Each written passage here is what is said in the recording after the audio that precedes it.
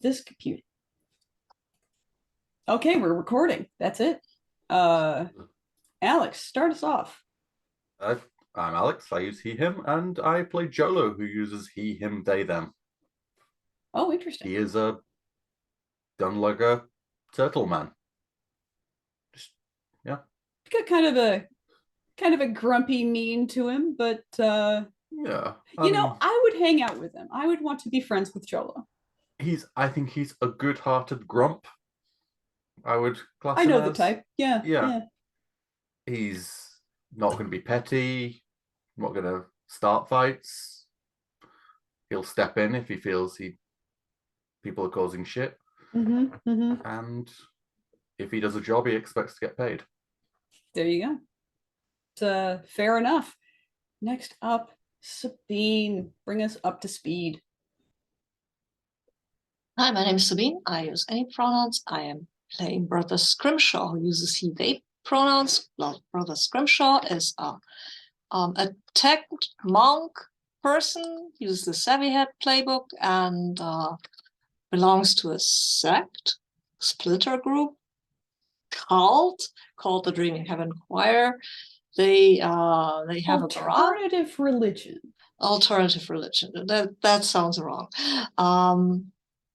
Sounds like alternative facts. No. I mean, nowadays, but Yeah, before okay. somebody went and said alternative facts, alternative Yeah. religion was a legitimate thing you could be. True. Anyway, he has a garage with 2 droids and an apprentice girl. And he usually tries to keep the garages and people on the station on, let's say, reasonably speaking terms. At least speaking to him, which can then be used to broker peace and maybe some agreements, because this is a space station, and if things go to shit, they go to shit for all of us. So yeah. There's not exactly a way to just walk a few blocks that away and have everything be fine. Yes, there's enough room, but eventually you're gonna have to walk back. Next up, Donna, tell us about you and who you're playing. Yeah, my name is Donna. My pronouns are he, him. I'm playing Relesta, who is a Twi'lek pilot. So using the driver playbook, pronouns are she, her. She's very cool, a little bit of a smartass. Used to work on a freighter out of the station with a few people who are still around. But now she's flying solo on the Sundrake, which is a cool and awesome high-tech ancient alien ship, which is currently in a garage or hangar or whatever we're calling it. Yep, fair enough. For certain reasons which will bite us in the ass, I'm sure. There it is. Very cool. So I think we're gonna start. I'm gonna roll Dr. Die here. 1, 2, 3, 4, 5, 6. All right. I'm gonna start with Jolo now. Refresh my memory a little. When we last left you, I believe you were at. I just fed. I just eaten and fed my Yep. who got a name? My which one? The thief slash vandal who caused a bit of a fuss at the casino. Timon Kellerov, Timon Kellerov, and I was making sure he was fed and not being found in a very bad condition after the casino found him. I thought I would take this collar and take him into the ship's brig. Cool. The station security, basically. They have their own brig. There's so just to paint a picture for you so that we're all on the same page here. When it comes to security on this station, there's civilian station guard. There's the Navy. They don't really have a naval police or anything, but there's a unit that does a certain amount of policing, and there's sort of a gentleman's agreement that they don't usually operate outside of the naval barracks and mess and depot. And then, of course, there's the bounty hunters, and they don't go looking for trouble. They want to know that there's money in it for them before they wander off somewhere on the station, right? Yeah, so exactly. So there's a certain amount of that going on. And then, of course, there's the Jedi cloister, and they don't do something unless the Force moves them to, I guess, or the Jedi Council tells them to do a thing. But every once in a while, somebody gets extremely unlucky and does a crime within, eyesight radius of a Jedi on the station, and it tends to go badly for them. Unless the Jedi are too stupid to realize that a crime happened, which, what a great story for the bar. So now that we've established that you've fed your young perp, they're not like a baby or anything. No. But they're still a little wet behind the ears. Yeah, there's a sense that I don't think they quite got how big of a fuck up they made. I mean, what, they only pickpocketed something from Ingve Falcati. That's not the worst thing they could do. It's not like they got into the vault or something. And I'm sure he wouldn't need to set an example. No. I'm sure that Daedramine is going to be fine about it. Yeah. This definitely won't become a huge problem.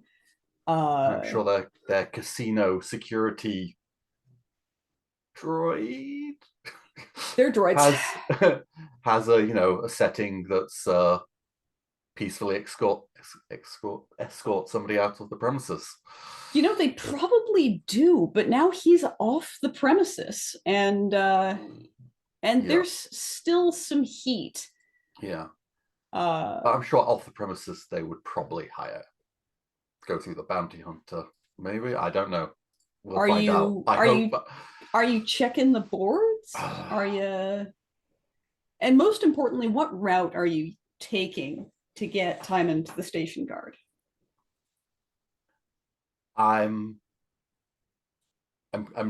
trying to stay away from too much general populace, but also not to be any too obvious routes. I think it's slightly circuitous. I might be passing through some places that usually only like work crews are going to. Okay, all right. So you're probably going, here, like if this is a slice of the station, right? I can't cut away. Yeah. I'm not sure the word I'm looking for, but you've come from the center where the shopping districts and the leisure districts are, and now you're kind of dockside, and then you're going to go down the docks, and maybe I feel we've gone up. I think we've gone up and down a couple of ladders. Yeah, well. Absolutely. Yeah. Rather than take any lifts through the droid works, and then maybe through the residential pods back to sort of an area where one of the guard outposts that can actually imprison somebody for a bit is. There are a couple of guard outposts that are basically a shack with a coffee maker and a computer to take notes on, and probably a cash box. Yeah, I feel like I would know which. Oh yeah, you're aware. Which guard I'm going to, because I'd have dealings with them. I would know, which ones are shady as shit and which ones are, so decent enough. I know I said that I went through and I gave a bunch of NPCs names so that we wouldn't have to name people on the fly, but name the guard that you're taking time it might be the Sergeant Putapon, which I changed. Sorry. So, I love it, and I can't. I mean, he could be a guard. I mean, he is a guard. He's a guard sergeant. And he's in charge of a small post with a tiny brig. Yeah. There we go. What's your last interaction with Sergeant Pootapon?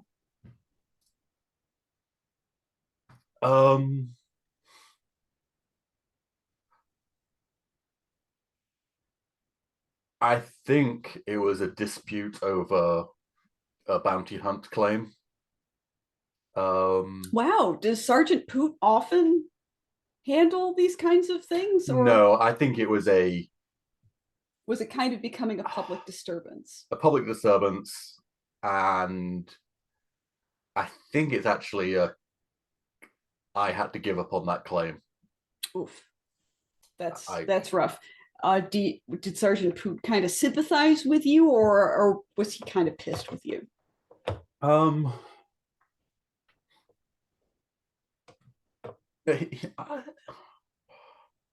mean, to your heart. He was not negotiating this. Yeah, no. But he wasn't being a dick about it either. Okay, all right. So kind of a neutral post incident like, attitude. This is what what we did before, what he's got a bounty on. That's not what I'm bringing him in for, basically. All right. So you're taking the circuitous route with Timon. Yeah. Any sort of discussion that you're trying to have with him? Anything? I mean, other than the occasional like remembering the stupid fucking thing he did and cuffing him on the back of the head. Yeah, I'm just the occasional. You're not going to run away. Running away would be bad. I don't like to run. That's why I've got this. And I kind of gesture towards the rifle on my back. So, and in all honesty, this would still be better than what would happen if you got away. So, you're going to be a good boy. And up the ladder. Maybe I shouldn't have swallowed it. He says as he goes up the ladder. Oh, the sergeant's going to love that. So I need you to read a sitch. Sure, nothing bad's going to be happening. Everything's fine. Right, I need to get the roller. It's in safety and links. Yeah. Mm-hmm.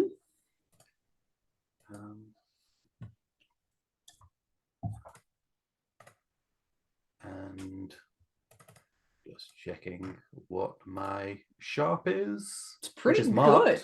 Yeah. It's a 1. Goodness. Just I got a 7. Squeaked by. You squeaked by. All right.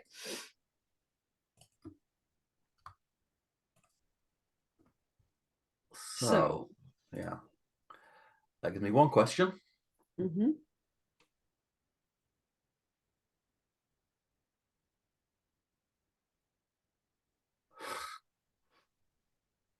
I mean, these just yeah. What's my enemy's true position, I ask, knowing I'm causing the problem to myself.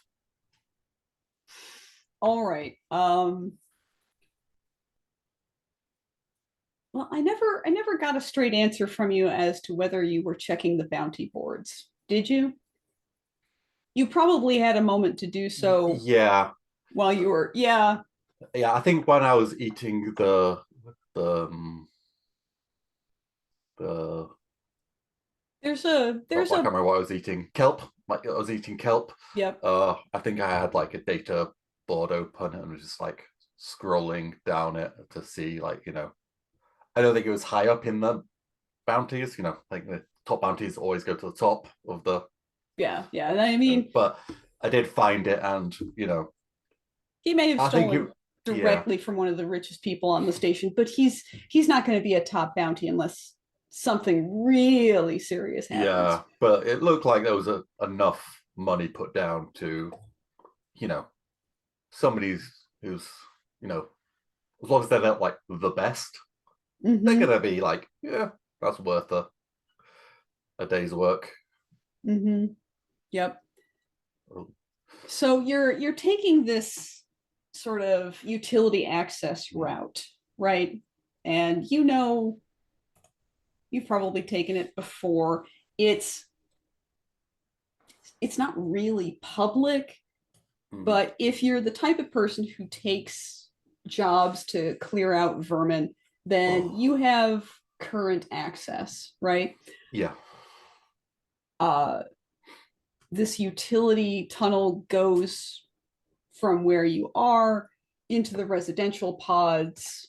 These are the sort of dry residential pods for the air breathers, or at least the primary air breathers.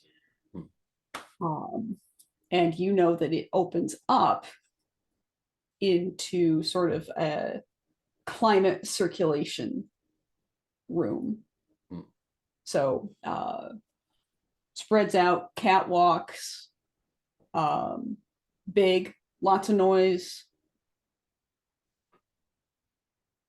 And if you were a bounty hunter and you were good, and you'd heard that somebody had seen this kid on the docks, then you'd probably choose to wait here and maybe have a scout in residential. Bounty Guild policy is that if you start shit in the residential pods, you're going to be in trouble.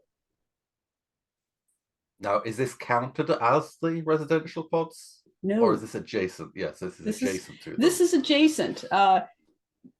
People who are trying to sleep will not witness what you do here. And therefore, it's basically fine as long as you don't explode it. And sure enough, the creed of the Bounty Hunter Guild. Yep. Yeah, like get paid, don't get in too much trouble.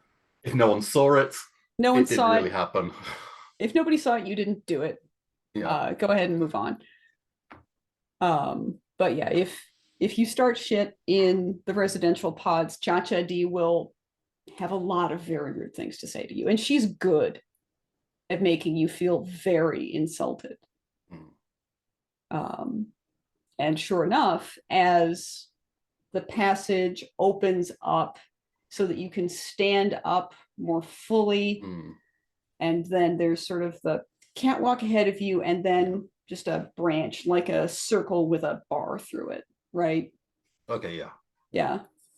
And you see a tripwire right across the entrance, and you hear a click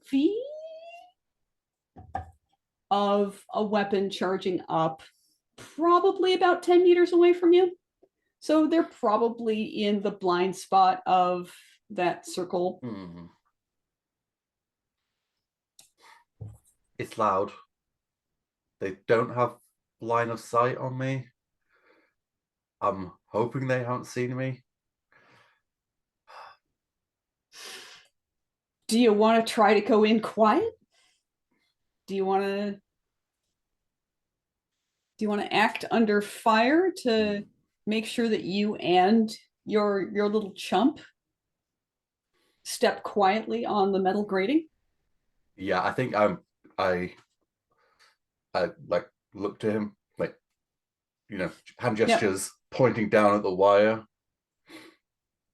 And he's like, he reaches into his pocket and he produces this little cutter, and he's like,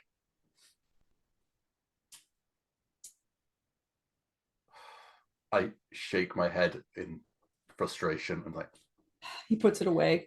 I like gesture towards my back, like to follow, and then I draw my vibroblade, and I'm going to try and sneak in. All right. With my most graceful, big stompy turtle feet. Mm-hmm. Yeah. What's your cool? Your cool is surprisingly good and also highlighted. So yeah. Good news. This is going to be kind of funny. And I get a +1 for following on this. That's true. Good thinking. So apologies for not reminding you myself. So the roller would have to be evil, and it isn't evil. It likes you. All right, so you do it. I'm like, I think tiptoeing over, staying kind of low amongst the kind of fog and little plumes of steam and such. I'm like keeping an eye on like the spot where if somebody is waiting for that tripwire to go, they will be hiding, and I'm like keeping that between me and and you definitely know which side of the catwalk spread this person is on as you do. So you manage to sneak forward. I would like to sneak. I mean, my aim is to sneak up to them. I'm hoping they would be aiming, looking at one side of the kind of like. That's not really plausible because you're on a choke point. Okay, yeah. You know, and the catwalks aren't that wide. So you can definitely be like halfway across before you're seen. That kind of like where it's mostly hopeless. By the way, were you trying to get Timon to piggyback ride on you? No. Okay. He's behind me, directly behind me. Like definitely in the television show cut of this, like there's a moment where he's like, and he thinks better of it, and you don't know this. His hand away. There's okay, I like that. I like that. I just give him like a seriously. You've got to get better at this. Yeah, I'm tiptoeing as much as I can until. Weirdly enough, like your scaly footed skin is kind of good for being quiet on metal grate. Nobody would know this, but you do. Totally. As long as you don't thunk your foot down, you're doing good. So you're kind of shinnying. I'm like eyes glued on the spot of where there might be movement, and as soon as movement, I would full speed charge into whoever moved. Oh, all right. If I see movement, otherwise a knife is just gonna pop around the corner against their throat or to where they were in cover. I think once again we're at a point where the terrain isn't understood. Okay. Are they in cover of any kind, or are they literally at the end of a walkway? Hold on, it's time for the map. It's time for a map. It's time for a map. What do I make the map with? Screw it. I'm opening Photoshop. It's the one I can get to easily. So here's with screen share. Oh, of course, but it's got to boot first. It's an Adobe product. It's not that fast, even on my big girl computer. It's like I'll get there sooner or later. Create. All right, so here we go. Share screen. Untitled. Sharing it. All right, so you are change to yes. All right. We're gonna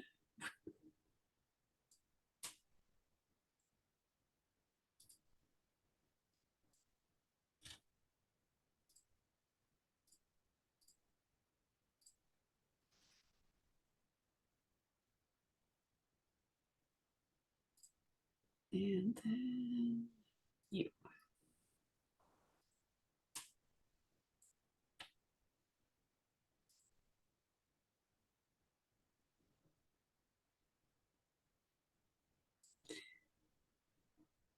All right, there's that. And then doink, doink, doink, doink. Layer 1. All right, so here's your bounty hunter, this little red spot. Yes. Ah. And here's where you have been going. And is that outer circle a walkway or is it not? It's a walkway. It's an as additional, well as the middle walkway. Yes, and like all of the catwalks are equal width. You know, the inner walkway is the way to get through fast, and the outer walkway is how you get to the control panels and the fan extras and the repairs and the little engines that do all of the stuff, and the scrubbers and the filters and the other junk that you might want to mess with if you're a technician. Is that person in cover or is just standing there pointing a gun probably at the walkway entry? Where the triangle, the pointy arrow is. Right. They're crouched. They are smart enough to have what looks like a pretty nice collapsible shield kind of setup that they're kneeling behind, sort of hooked in a piece of the walkway railing. Because right here is where the little grenade that the tripwire would set off has been set, and you know, they don't want to get blasted. That would suck for them.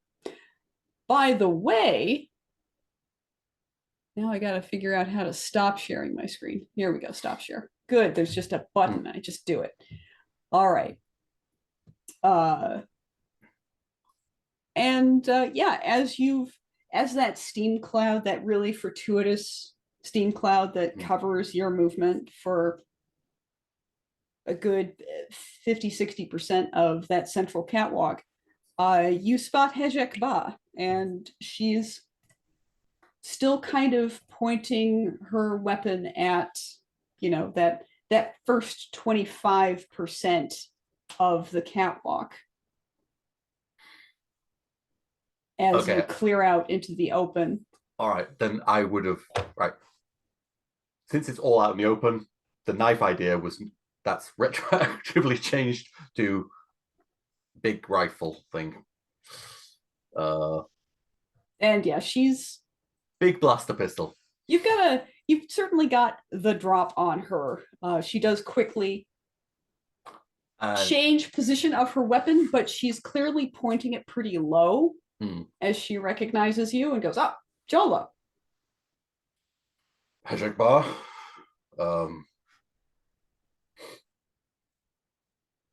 You can call me Hejek. Hejek. Look,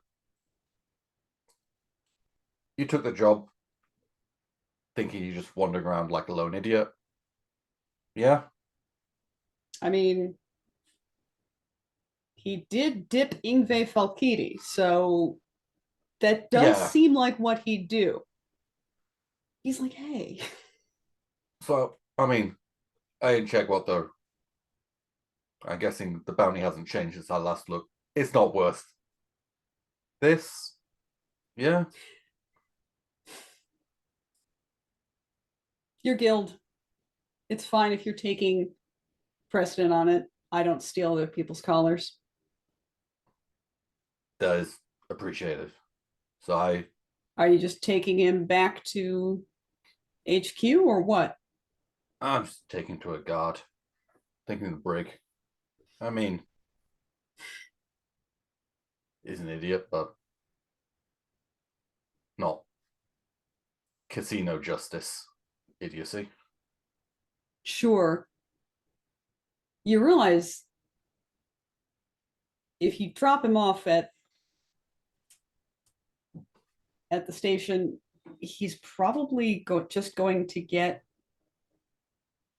what is the term? He's probably just going to get ping-ponged around by Barrister Chakor.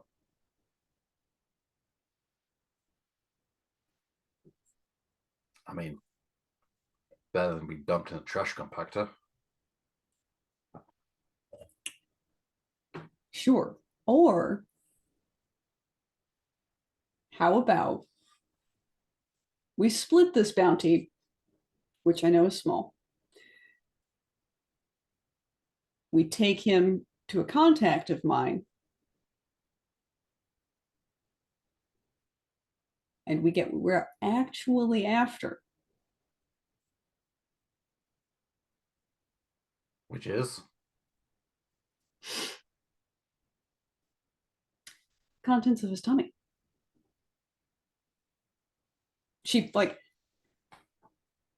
gestures at him with the rifle in a way that stomach gurgles is somehow less threatening. Oh. Yeah, the stomach gurgles. He's like, oh.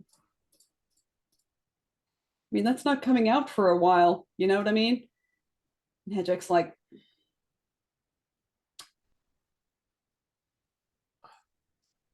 you're on a faster clock than that. And I don't want him getting sent over to Brigmaster Pupring.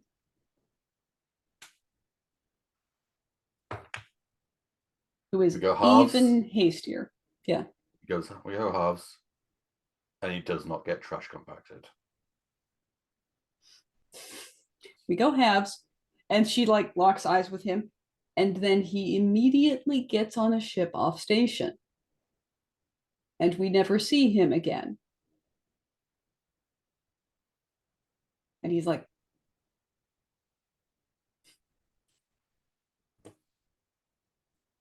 I was mulling over reader person, but I think her name, like her reputation as a straight shooter, is enough. So I have like eye for a second, then give like the slow nod. Once she gets the nod, she'll actually move to stand up, retract the shield, collect the grenade because those aren't free, collect the tripwire because that's a hazard and they're also not free. I give him like another like pat on the shoulder and like, you're lucky, you got 2 bodyguards now. Is that what you call it? Oh. And yep. And with that, I think I'm going to take a quick break to re-up water. Let's meet back in 5 minutes and we'll start a new scene with somebody else in the spotlight. All right. See y'all in 5 minutes. I'll refill my drink.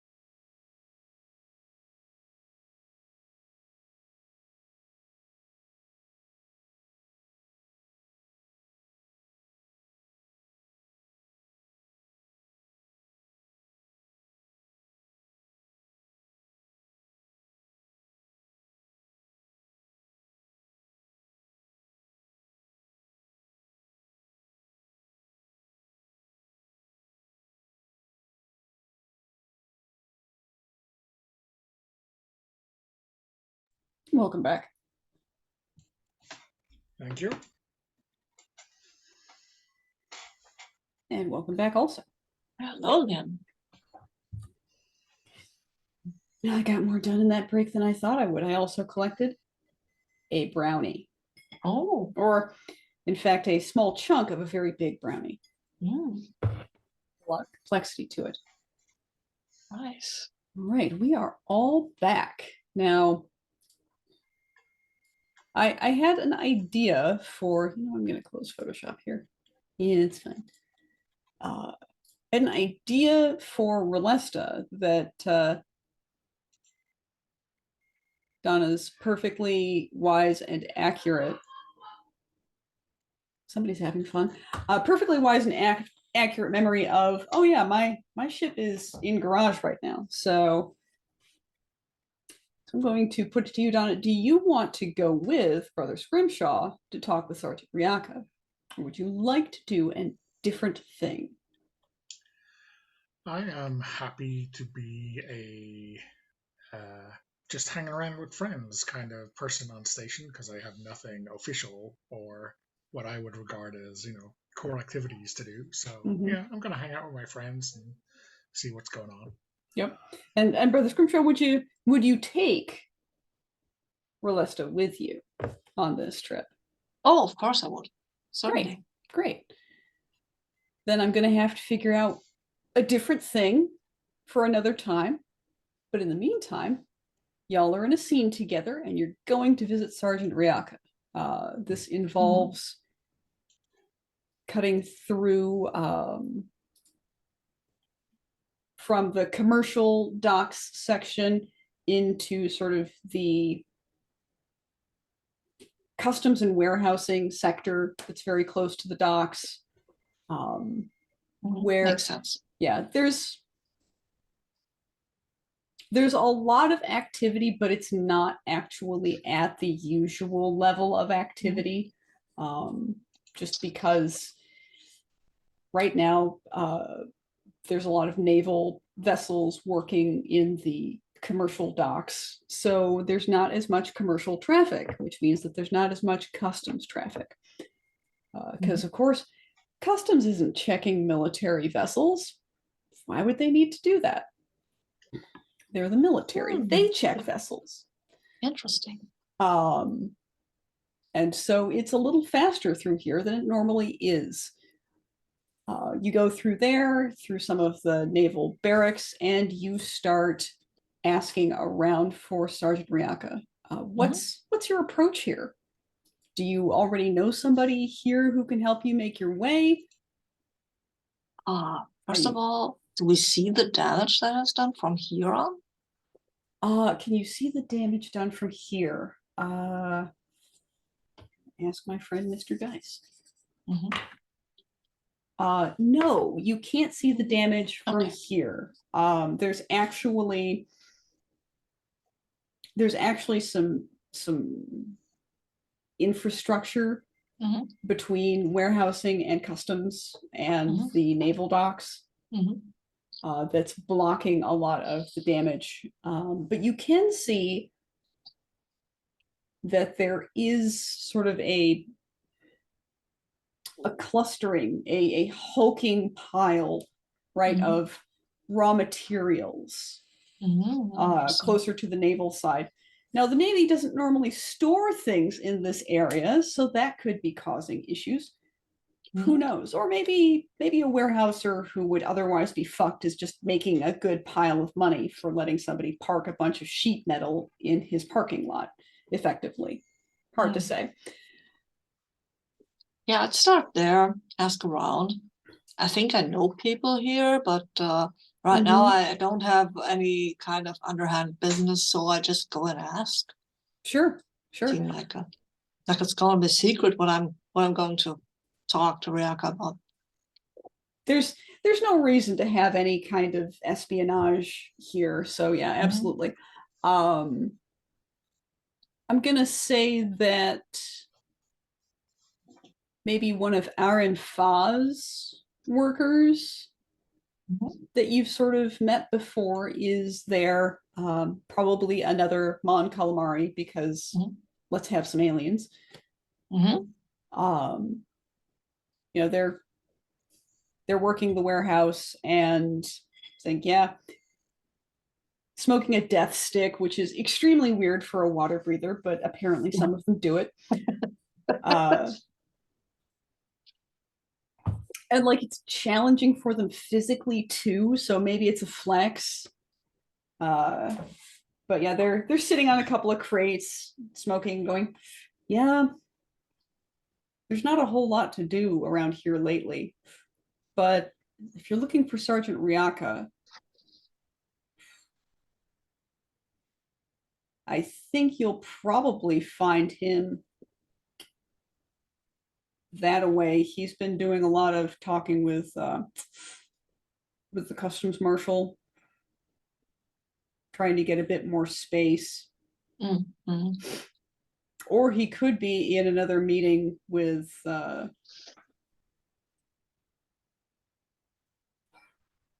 Admiralty. Okay. I actually saw Captain Brax down here yesterday. Captain Brax. Well, let me check who Captain Brax is. Captain Brax is the second highest ranked officer on the station. I see. You barely ever hear of the port admiral or the captain being like not in the naval base. Okay. Unless, of course, they are hobnobbing with muckety mucks, saying hello to the mayor, shaking hands with a Jedi for a photo shoot, that kind of thing. Well, interesting. I hope I will find Captain Ryaka, who is not in a meeting, but who knows? Good luck. Yeah. Does he have an? Oh, you know what? I just thought of something. Yeah. You should actually go find Ordo Kalibo first. Okay. Ordo's the technician's mate working right under Ryaka. Okay. And I think he was actually off doing a pickup for a few power welders. That's down that way. Okay. You got your holocomp with you? I can just give you a pin. I don't know what that is, but I have it with me. I mean, the player, don't know what it is, but the character, have it with me. I tried to portmanteau holo computer. Basically, do you got your cell phone? Oh, yes, I do. Do you got your space cell phone? Cool. Then, my laser phone. You have a map pin just for this. Okay. Data pad is global, I think is the word. Data pad? All right. Data pad. Okay. Okay. Clearly a holocomp is actually a bigger, less mobile installation. I have no idea. Yeah. With your pilot's eye, Relesta, is there anything that you're seeing in warehousing and customs that is unusual? So you said like someone is selling their space for regular things. Like, are these just making a fast buck, or is this stuff that's needed for repair? Like metal sheeting sounds like it could be, an exterior hull or something like that.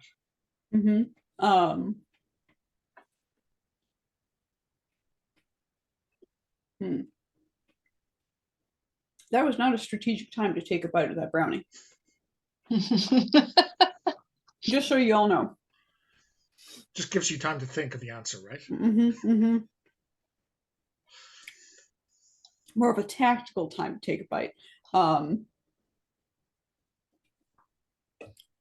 Well, you're no savvy head like Brother Scrimshaw, but you know from general ship repair, this looks like hull grade metal. So this looks like it's here for staging for heavy duty repair. And I'll give that to you for free. Like this doesn't seem like shady or or illogical stuff. It's unusual, but as soon as you think about it, you'd be like, oh yeah, I can see how probably they have to buy a lot more hull metal right now and put it somewhere. So maybe, yeah, I will. I wonder if our friendly mechanic knows who is shipping in all of this last minute high priced hull metal. Yeah, and actually, Scrimshaw, you get a ping on your data pad. Oh, okay. From Kareen, where it's basically, wow, it's pretty bad in here, and it's a few images with kind of the droid equivalent of having your finger in the frame. Doesn't totally ruin the photos, but like clearly flying around hiding in that naval droid chassis is affecting Kareen's ability to take good photographs. But the damage inside the naval docks is pretty extensive and pretty focused. There's clearly like a cone of destruction from one point on the docks that's spread out.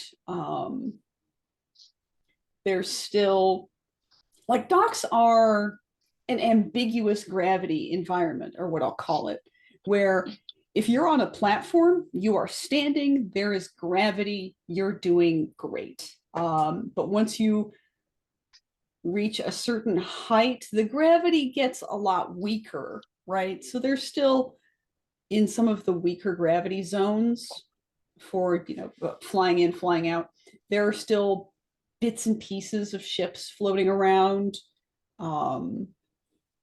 There's a lot of droids doing a lot of welding clustered in a few sectors of this cone.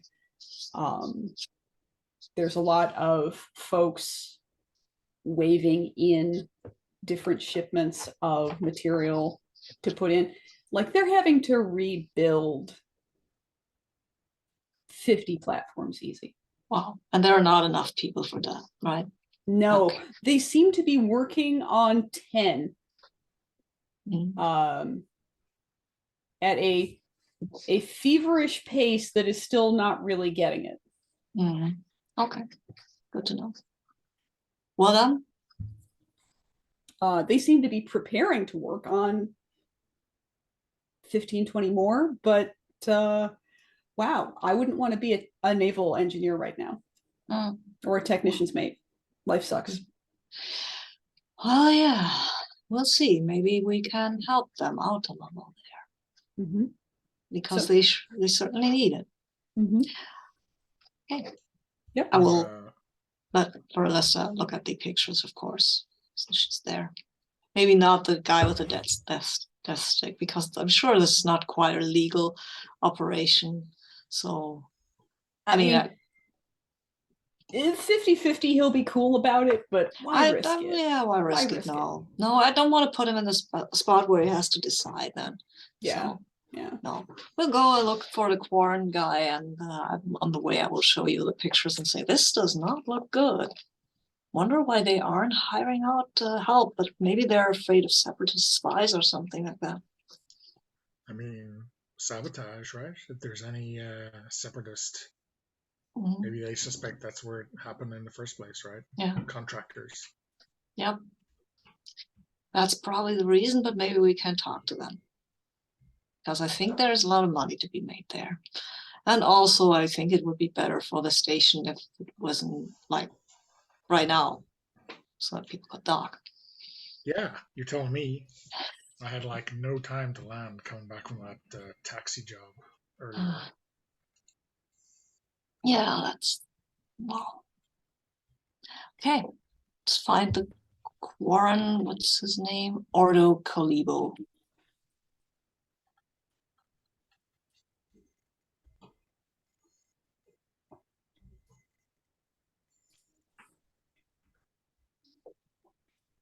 So you find yourself filtering basically on the doorstep of the naval base. Just before where you would need naval clearance to get inside, right? Yeah. And there is Ordo with a couple of big rolling carts full of tools and equipment, and a row of great big auto welders that he is busily running through inspections. And he finds a part that's not quite up to snuff, pulls it out, cleans it, tests it, puts it back in. He seems to be doing pretty good work, but it's very obvious, at least to you, Scrimshaw, that he's probably here because there's no room in the offices or garages where he normally works. Probably because it's loaded with damaged ships or other material and goods. And he looks stressed. He's not moving very smoothly. He's rushing occasionally. He zaps himself once and drops a tool. I'll pick it up, the tool, and hand it to him and say, "Oh, gravity still works."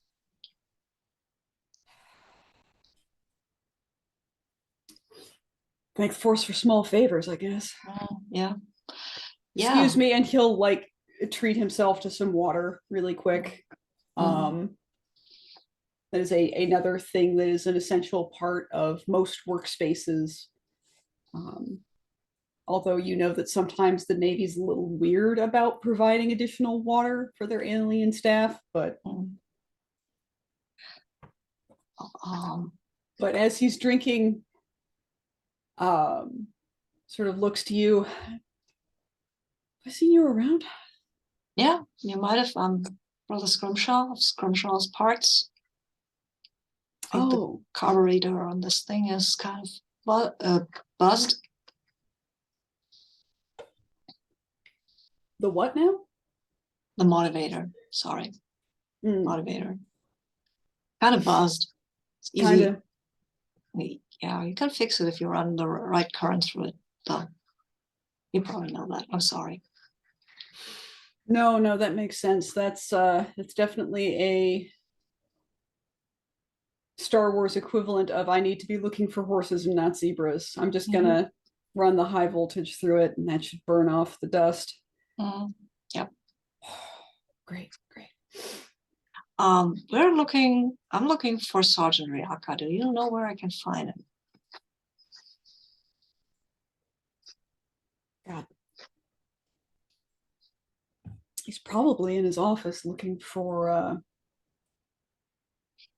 the right numbers to come out of the same math he's been doing all week. Yeah. Do you need an escort? No, I think I can find it. I might be able to give him some new numbers to put in, so they match up better. Well, and he might need an escort to get in. Oh, do I? If I do, then I will of course take it. And Ordo nods to you and holds up a finger as he waits for this temperature meter to hit a certain level, and then he counts it out, then releases the voltage and the temperature meter goes back down. Okay. Yeah, I can give you 5 minutes. Come on, let's go. Okay, cool. Good, thank you. Yeah. Oh, how are things out on the civilian dock? Slow, actually. That's weird. I heard it was absolutely crammed top to bottom with ships. It is, but it's so slow. I was gonna say really crazy because yeah, zero time. Are they not filtering? Is everybody just sort of staying put? Yeah, things are kind of stuck. You're either rushing or you're stuck. That's basically the two things. And my crew and I were mostly stuck. Now everybody's in the Navy. Yeah, hurry up and wait, huh? That's how you like it. We don't like it. It's just what the brass makes us do. As you walk past, you see lots of repair crew. You see a lot of ensigns and cadets who are not wearing technical staff livery or pips or anything, who have clearly been roped into doing this kind of work. As a few of these folks work with a few hover loaders to try and get probably a big docking mag sort of hauled through a doorway. There's a terrible metallic screech as one of them lets the hover loader get out of hand. And the whole thing starts to sort of tip diagonally sideways, and Ordo's just like, let's go around. If we don't see it, it's not our problem. Lots of shouting, lots of swearing. We're inside the naval dock right now, right? Yeah, you're inside the sort of naval base sector, etc. I think I would like to read a bad situation here. Do it. Because this clearly is a bad situation, right? Absolutely. And this is with Sharp, I imagine? I've already rolled Sharp, but... Now hold on, though, because you do have a remaining hold from last session. You're right. And let's use that before you roll again. You are correct. I forgot. I wrote it down. There, one more question about station problems. You're right. Definitely applies. Yeah, thank you for remembering that. I had forgotten it. Where is the redosage? Yes. Okay. You know what? Okay. As the first one. There we go. Oh, I did something to the moves sheet that hopefully will make it easier to use. Maybe. I froze the top row so that, you know. Oh, yes, that is a good. That's the basic moves column is always the basic moves column. I think what I would like to know. I mean, what I would like to know is, what's my enemy's true position in what? Define your enemy for me a little bit. The chaos. The what is, where did this originate? Right? This problem that is my enemy currently. The bombing, or the bombing, exactly. Okay, where did this bombing come from? It looks like you've gotten a full view, or at least as full as you could expect from Corrine, of the damage itself. You're seeing the extent of the repairs necessary here. Now that you're actually on base, you can see through some corridors into different snippets of the naval docking wing, right? Because I just imagine that those open up to the base in several places. So you can see, it looks very clearly like there was one ship that exploded massively. Definitely with more force than just, oh, well, its fuel went critical all at the same time. Okay. As well, you notice that they're moving out a certain amount of material as well. And they're handling it in a way that kind of shows that they don't know what to do with it. It looks like some of the material, some of the hull metal, some of the ship debris that has been damaged in that explosion is hazardous or unsalvageable, or both. Interesting. And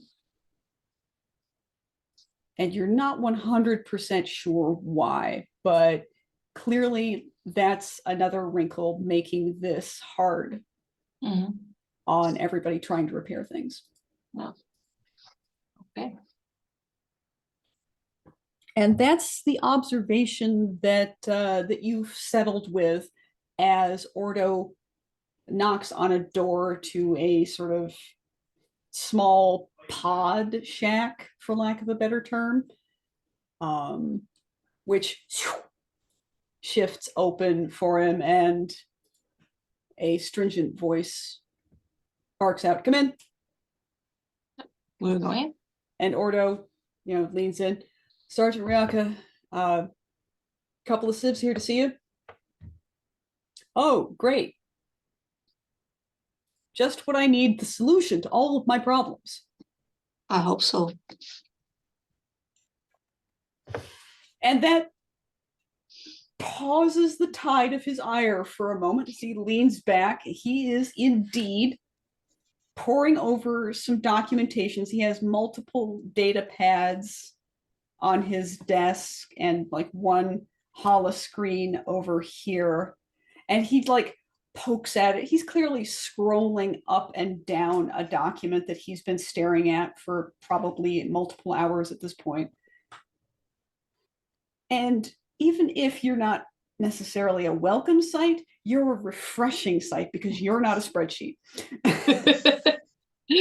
That's the mood that you get radiating off of this guy. "What can I do for you? Or what can you do for me?" "Well, sir, I've noticed that you seem to be spread a little thin with your you've personnel." Got both eyes. That's yes, great. Indeed. But I and several other people in the station were wondering why aren't you using the resources that are there to repair the damage that is clearly in need of fixing. I do not mean to be accusatory here, but the fact remains that me and some other garages have been sitting fairly idle, apart from the occasional fender bender, or some people who are having their chips checked since they can't move them anyway, while there seems to be a massive task at hand that could benefit from our expertise. Well, naval port damage is naval responsibility, he says with no small amount of sarcasm. I understand that, but the Navy has been known to hire garages for odd jobs before, has it not? Yes, we've been known to do smart things as well. But and he's like, Ordo, told to do a stupid thing here, right? Is that what I'm understanding? Your betters have told you sort out yourself and no outside help. Bingo. Ordo, coffee. If anyone tries to write you up for anything, let them know that I ordered you to get me a coffee and a bun. Ordo's like, salty or sweet? Sweet. Can I? Do you guys need Sergeant? coffee? Oh yeah. All right. Yes. 3 coffees. Buns? Sure. Yes, why not? Give them dealer's choice on buns. I need the sweet bun. Ordo salutes kind of casually and leaves. Goes, yeah, no, I would love to hire out. So can I ask, is this like a budgetary constraint or like a trust thing? Right now we are in the middle of conflict. So budgets have less to do with any of our decisions. Even if absolutely my superiors would bludgeon me with budgets if they felt like they wanted to control my behavior. That being said, we've got the money. But no, we don't know how the bomb got on this port.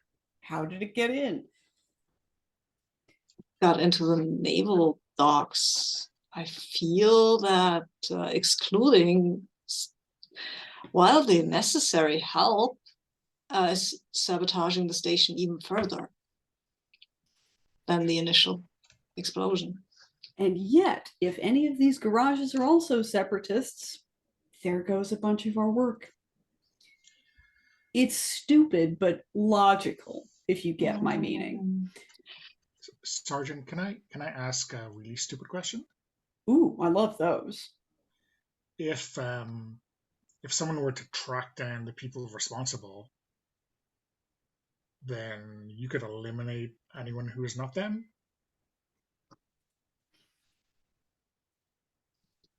That would be nice, but the separatists have been known to work in cells. But capturing the people responsible might make my bosses a bit more confident. So who knows? I do know that the Jedi are on the case, so clearly everything will be fine as soon as lunch hits. I'm afraid the Jedi are none too good with technical issues. They might be able to get people to tell them things, but if they ask the right questions. But I have a feeling that clearing up the situation might require an expertise that the Jedi just are not privy to, and are not meant to be privy to. I'd say that sometimes the Jedi can't find their own ass without help, but that would be rude. Yeah, but you could hand them an anatomical chart, and in that case, they might have better chance. Stay with the example. And they have such bright flashlights to stick where the sun don't shine. I feel that might hurt, actually. Probably. Listen, I would love to hire on more outside staff. But you're a technician. Yes. And he like fiddles through his memory. You're a pilot, right? Yep. So how exactly do you plan to find who did this and then bring them to justice? Start analyzing the hazardous material that was used in the explosion. That's exactly what I was going to say. And we what hazardous material that was used in the explosion? Oh, we saw how the crews handled some of the panels just now. Are you hazmat trained? I have expertise in all kinds of rather unusual things. And I feel if you haven't been able to identify the substance as for now, that might actually be exactly what some of the stuff that I know about.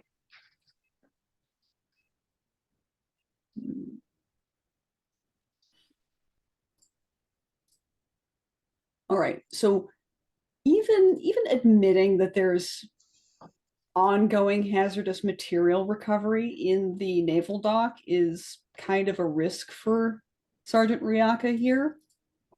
So I'm going to need you to manipulate somebody in order to gain access to some of this material. I knew it was a good idea to get a hot +1. Yeah.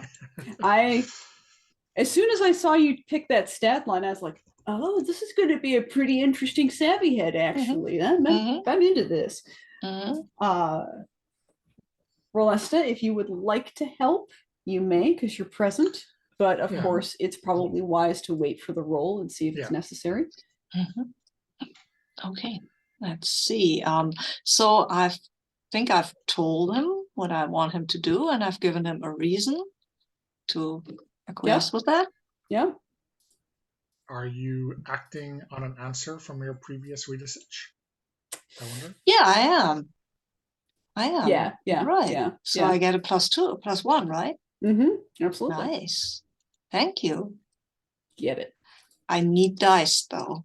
I always forget to add dice. Not always, but often. Wow. I mean, he's convinced. Oh, so convinced. So he leans back and, like, clearly throughout a lot of this meeting, you've seen sort of the gears working. Sergeant Riaka filters a lot of information day in and day out. So he's going through the Rolodex of his memory. Ordo comes by with the coffee, and he's like, take a look at some of these numbers while he sips his coffee and eats his sweet bun. You both get salty buns and coffee with a very standard feeling, like there's one sweetener and there's one whitener in each of your coffees. I'm glad to see that standard NATO exists even in the Star Wars universe. Correct. If not more than ever, as he's sort of poking through his memories, and I've been sort of interacting a lot with Scrimshaw. So what I actually want to do is triangulate here. Rolesta, tell me a story about a time when Brother Scrimshaw helped the Navy out of some kind of technical problem and proved that he knew a lot of shit about dangerous technology. I think, Sabine, correct me if I overstep on character history, but I think Brother Scrimshaw, I think we established, right, you're not from around here, did we? Yeah, I think so. Yeah, I'm not from around here. From somewhere else. So I think maybe when you arrived in the system, the world around which the space station was controlled by the Separatists, and there was some kind of strange technology, maybe quasi Sundrake in manner, that was really messing up the Navy's kind of shields or what have you. And I think with a surprisingly short amount of time of analysis, you were able to give them essentially the cheat codes to alternate their shield frequencies or whatever the jargon is to ram home their attack. Nice. Yep. Makes sense. Nice. Yeah. There's still definitely a derelict separatist base scattered across a couple of the asteroids in this asteroid belt. But nobody's there anymore because it got blown to shit because Brother Scrimshaw helped out. And now pausing for a moment while I off-station locations. Derelict separatist base. There we go. So yeah, there's sort of a ding moment as Riaka remembers that that's you. And he goes, slaps his hand on the desk, leans forward. All right. We're going to take a walking coffee. Let's go. I will dip my salty bun into the coffee aggressively.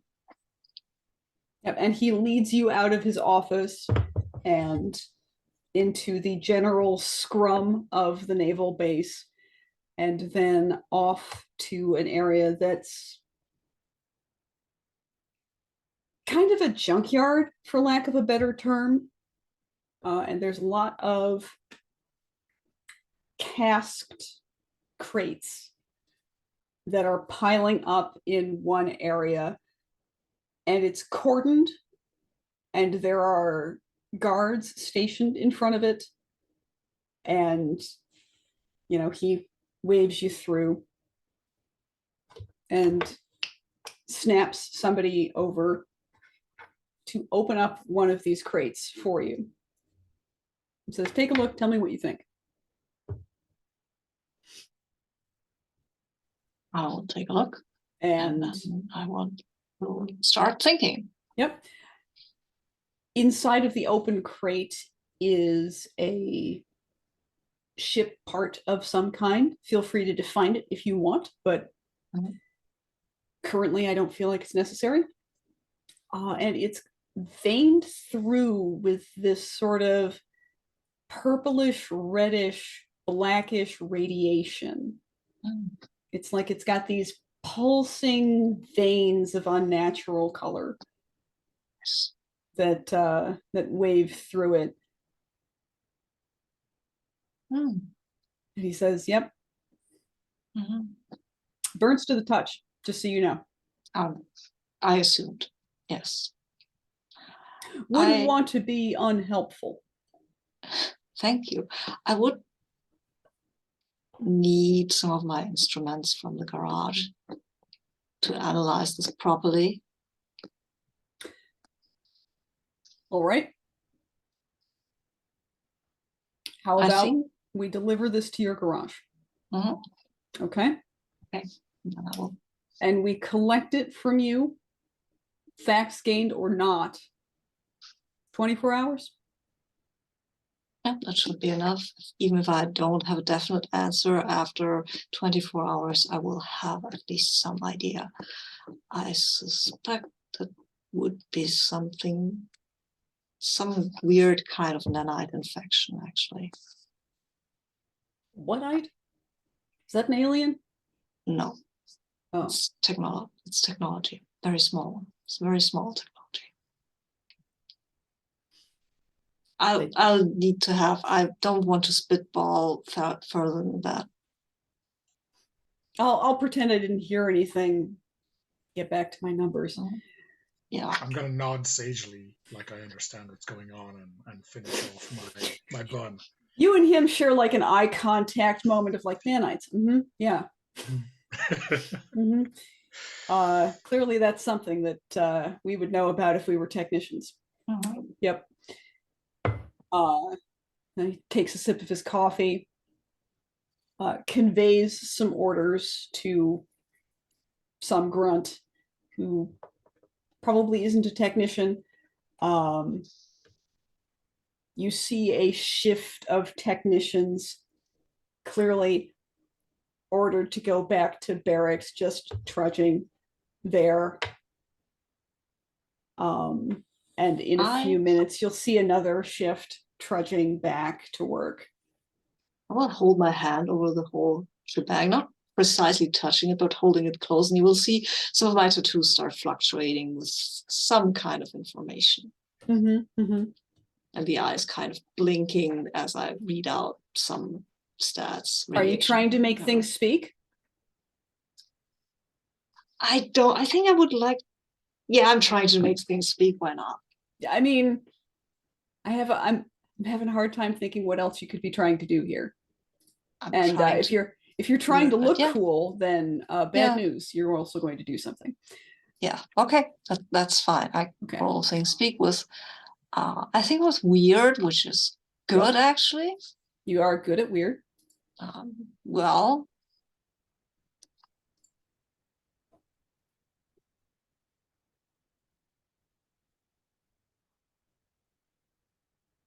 What's a 7? It's not great, but I don't have my equipment here. Makes sense. Ooh, but they're also interesting, the questions. Wow. What's wrong with this, and how might I HX it? I think that's supposed to be fixed, and that's a typo. Okay, yeah, I think you're right. Let me hit that with. You're right, yeah. With the correct letters. Yeah. There we go. Yeah. Because yeah. What? I mean, I'd love to HX it, but it's kind of weird. You can't be friends with it. It's not. Why not? Because okay. Yeah, this is clearly an OCR error. There we go. Yeah. There we go. Yeah. I just checked the PDF. I fixed the fix space. Yeah. Thank you. Yeah. Okay. Too bad. There we go. Okay, what words have been said most recently near to by this? I mean, this has been around a bit, so the whole most recently stuff will help me. if you asked that, I'd say swear words from technicians. Yes. Go ahead and ask a different question. Yes, yes. I think what the one thing that makes most sense is who made this. Not who handled, who made this. Who made this? Sith. Yeah. Simple word. Oh, okay. I think you see the tattoos fluctuate in red, and then there is a reddish light coming from the eyepiece, and Scrimshaw is kind of like snatches his hand away, like, okay, that I did not expect that. It's worse than I thought. Yep, there's a palpable greed for power that you can feel from this device and whatever infection it has. Just this clawing feeling. It's hungry and it wants things. It's disharmonic, that's what it is. It disturbs the harmony of the universe. It's not good. It's not good.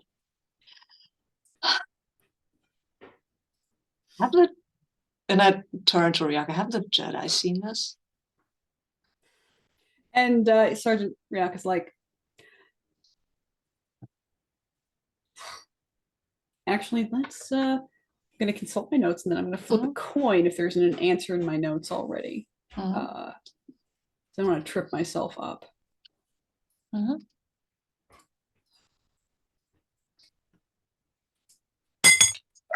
Oops. That went into my water, just so y'all know. I thought so. Wow, okay, well, I'm going to go with the water flip. So there's that. I guess you're going to dry off here on my foot. Still good.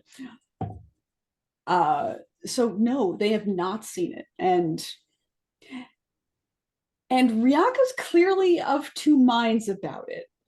You know, on the one hand, the Jedi are always stomping around their spaces, pulling rank on them, jump flying into action with their bright, shiny swords and cutting down whole squads of people by themselves. And it's bullshit.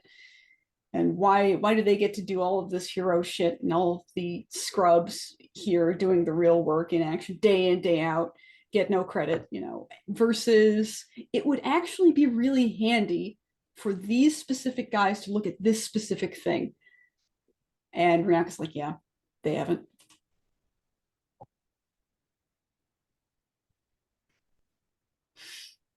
Don't know why. Admiral's orders.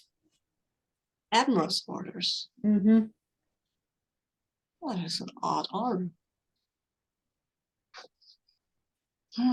Not sure what's up his nose about it, but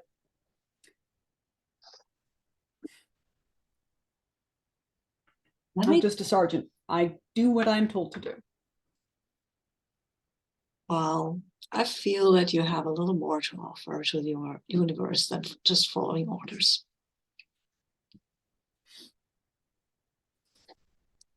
Anyway, I will take these. I will look at them. If in some way a Jedi looks at this after I hand it to you, I didn't hand it to you. Do you understand? Of course. Great. Love it.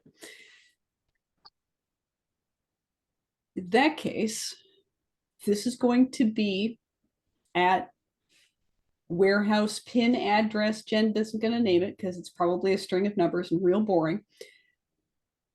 And it's going to be there in 25 minutes tops. Okay. Promise. You'll be on the manifest to pick it up. It's not going to have has labels on it. Just for, you know, reasons. Because it's naval, it's already customs cleared. You should be good to go. Okay. Then, excuse me, we have an appointment at a warehouse we need to see to. Understood. Have a good day, citizen. Thank you for your service. Then he props his shoulder up on some nearby outbuilding and then clearly spots somebody fucking up and starts shouting at them while, you know, gesturing with the bun and his coffee. sort of walking towards whatever problem he's about to solve as y'all walk away. Is that end scene, or do you guys want to discuss things with each other a little bit? I think that's end scene for me. Yeah. Great. Awesome. Then we cut back to Jolo. And Jolo, you're at the hospital. And so they'll get it out. Yep. Like, nodding at the droids. Yep. And Hejek's like, yeah. No, the chief examiner owes me a favor. And she walks you all into an elevator and takes it up the elevator smoothly, lifts you up a few levels pretty conveniently. As you walk through, there's the usual adorable little Roomba guys beeping along, making sure that things are clean and sanitary. Very important around mammals. Yep. Well, and that's right. Hejek has nothing to say about that. That was an internal Jolo thoughts. He knows that would be rude to say out loud. Fair enough. And occasionally you'll see a droid staff member going by, looking at a data pad, accessing a door. There's mostly uniformity among the staff of droids, but there are some with more unique chassis and builds, which is absolutely the case for the chief examiner as you wander into their office, his office, its office. Chief examiner Gaze never actually corrects you or leads you in any direction. Seems like they can't be arsed. As Gaze goes, oh, this is what you were talking about. And he looks at you. Have you ever been to this hospital, Jolo? No. Then, Gaze is like, new face. I do my own work. Fair enough. You have a high hemostatic profile. Not for your species. It's species endemic. Would be interesting to work with.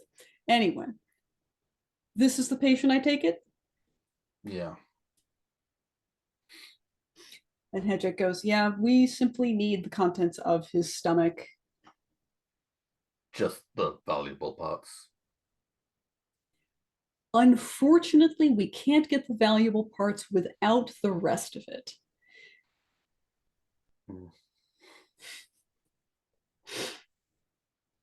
And Hejek goes, and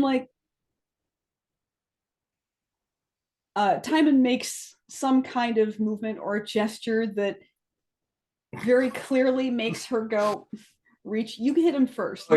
You grab his shoulder. It's both first. hands. Yep. I like the image of both hands are on. Yep. Just gently. And then the chief examiner holds up his hands.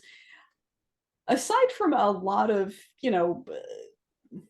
practicality features for a droid, Chief Examiner Gaze has a pretty humanoid look and mien. Seems easier to talk to than a lot of the beaky droid doctors that are on this hospital staff. And definitely the EMS droids are not easy to talk to. They're very efficient, but spooky looking. Yeah. You definitely know that much. And Chief Examiner Gaze goes, listen, about how long ago did you consume the object in question? And Timon thinks 45 minutes ago. Gaze nods. This is going to be simple. We're going to give you a quick emetic. It's all going to come up. It's not going to be a serious intervention. This is not like you've consumed a poison or anything that needs to be absolutely removed from your body. So aside from just a little bit of nausea and discomfort, the rest of your day is going to be pretty easy. Okay, I guess Taman sort of settles into the prospect. And then Dr. Gaze is I'm definitely glancing. I'm definitely kind of like near the door and doing the occasional glance out, because I mean, this is very like standard hospital that we all would think of. So like most of the offices, like glass windows with blinds that are currently down. But yeah, if you peek out into the hallway, there's not a lot of activity. You probably see another droid going into a closet, shuffling around for some kind of equipment, leaving with it, going to a different room. I think while the droid is speaking to Kelarov, I think I would be. Anyway, anyone else? After this bounty? Rooney's not on this, is he? Last I checked, he isn't, but sometimes he just goes after a bounty without reporting that he's on it. It's more of a point of etiquette than a rule that you claim the hunt. Yeah. And Hooney's not that big on the etiquette. No, he's not. Let's get this done quick. Agreed.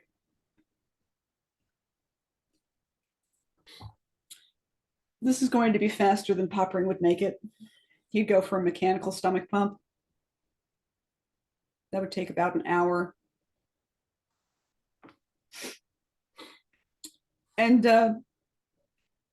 Dr. Gaze administers something to Timon, and Timon's like, how long is this gonna and like immediately, and I'm not going to describe any of it other than to say that there is a metal trash can and you hear a ding, rattle, rattle noise inside of it in not very much time at all.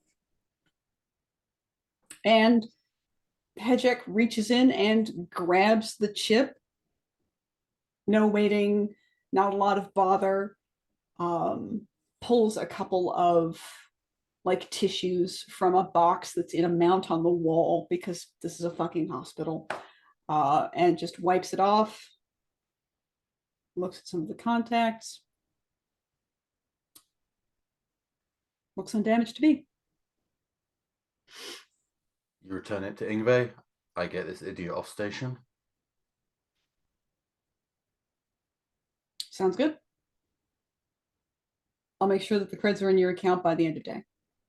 And call ahead with him, so I'm not having to deal with any competition. And she gets her data pad out and goes, takes a snapshot of the chip in her hand, puts the data pad back. There you go. That should close the bounty. All right, let's find you a ship. All right. And then he has to have another moment with the trash can. And Chief Examiner Gaze is like, he needs about 15 minutes. And in fact, how much for the trash can? I'm sorry? How much for the trash can?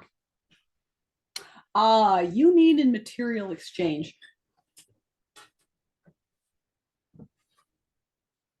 And then he looks over at Hejek, and Hejek's like, take it with my compliments. All right, we're going now. And I hand him the bucket and start leading him out, because Jolo is done with this and wants to get him off. Yep. Get rid of his babysitting job. Absolutely. And he needs a pilot now. And he needs a pilot now. And then there's... He says to the universe. Yep, I need a pilot now. Damien goes, well, at least the docks are full of them. Right? Oh, no. And you have to help him walk through. And like, you have to brush off a couple of the droid doctors. Is your companion well? We can examine him in this room. It's free. He's fine. He's the next few. I think I send. I hope I send some things beeping away in little. Yep. In a very Wookiee growl. Some of the Roombas are like, "Oh no!" in Tweety Roomba speak, and avoid you. Yeah. You clear your path. Where do you go with your uncomfortable prisoner? Do you go to Scrimshaw's? Do you go to where you would typically? Well, I have worked with a pilot before. I might see where she's hanging out. Do you go to Relesta's usual dock? Yes, I do. Excellent. I'm not going to talk about the trip at all. When you get there, what you see is that Relesta is not there. Relesta's ship, the Sundrake, is not there. And instead, what you see is Kryn standing there supervising a handful of Teamsters as these, I'll just say it, coffin-sized small loading craft. Well, actually, they are a bit bigger than coffin-sized. They're sort of like a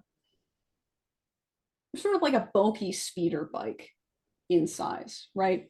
As they load in, about 4 of them can park in Relesta's docking location without any issue. One of them will get emptied.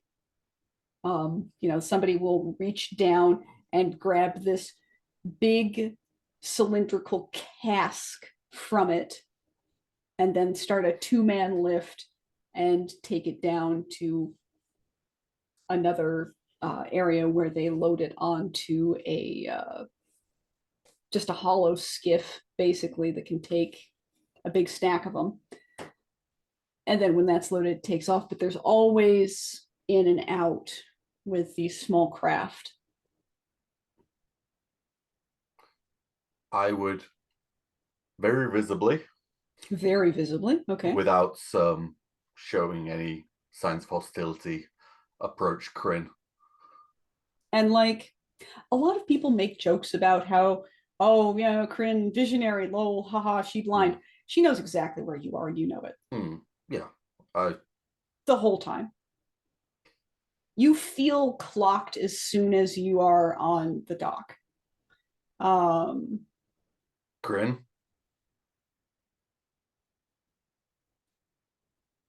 Afternoon. Busy day?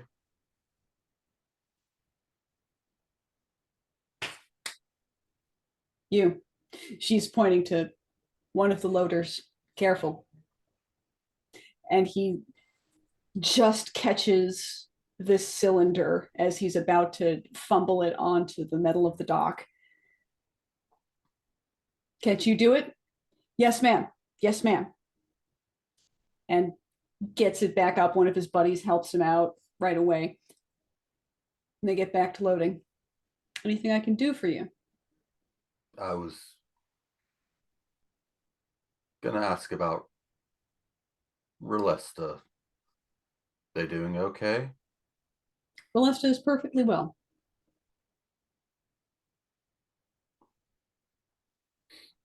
Non-sarcastically. Good. They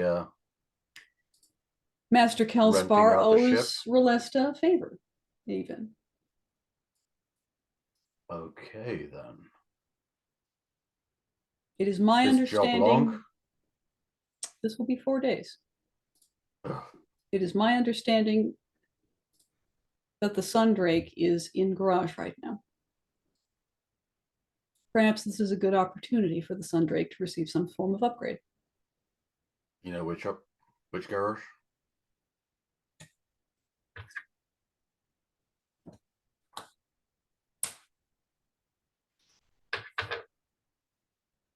The Sundrake is currently in garage with Brother Scrimshaw's workspace. Okay. Well, is there anything else I can help you with? I wish you a day of no fuck-ups. If only. Come on. We got longer to walk. And I push my bucket-wielding friend along. Thaman nearly stumbles and drops the bucket. There's this like gut-wrenching moment, not for that reason, where you're like, oh no, is it going to get on Crin's shoes? Oh fuck. And then he catches it like just in time. He's what can I say? He's a dexterous and quick little guy, this Thaman. Do not piss off any more powerful people today. Doing my best, sir. Oh, I'm feeling better. It's fine. I'm fine. Oh. No, I'm wrong. Get me out of here. I'm almost thirsty, but I'm not. Oh, I can't think about water. Oh God. And I hope do we cut to arriving at the garage? And I would love to know what Brother Scrimshaw is doing at this moment, just before Jolo pushes Thaman into the door to their shop.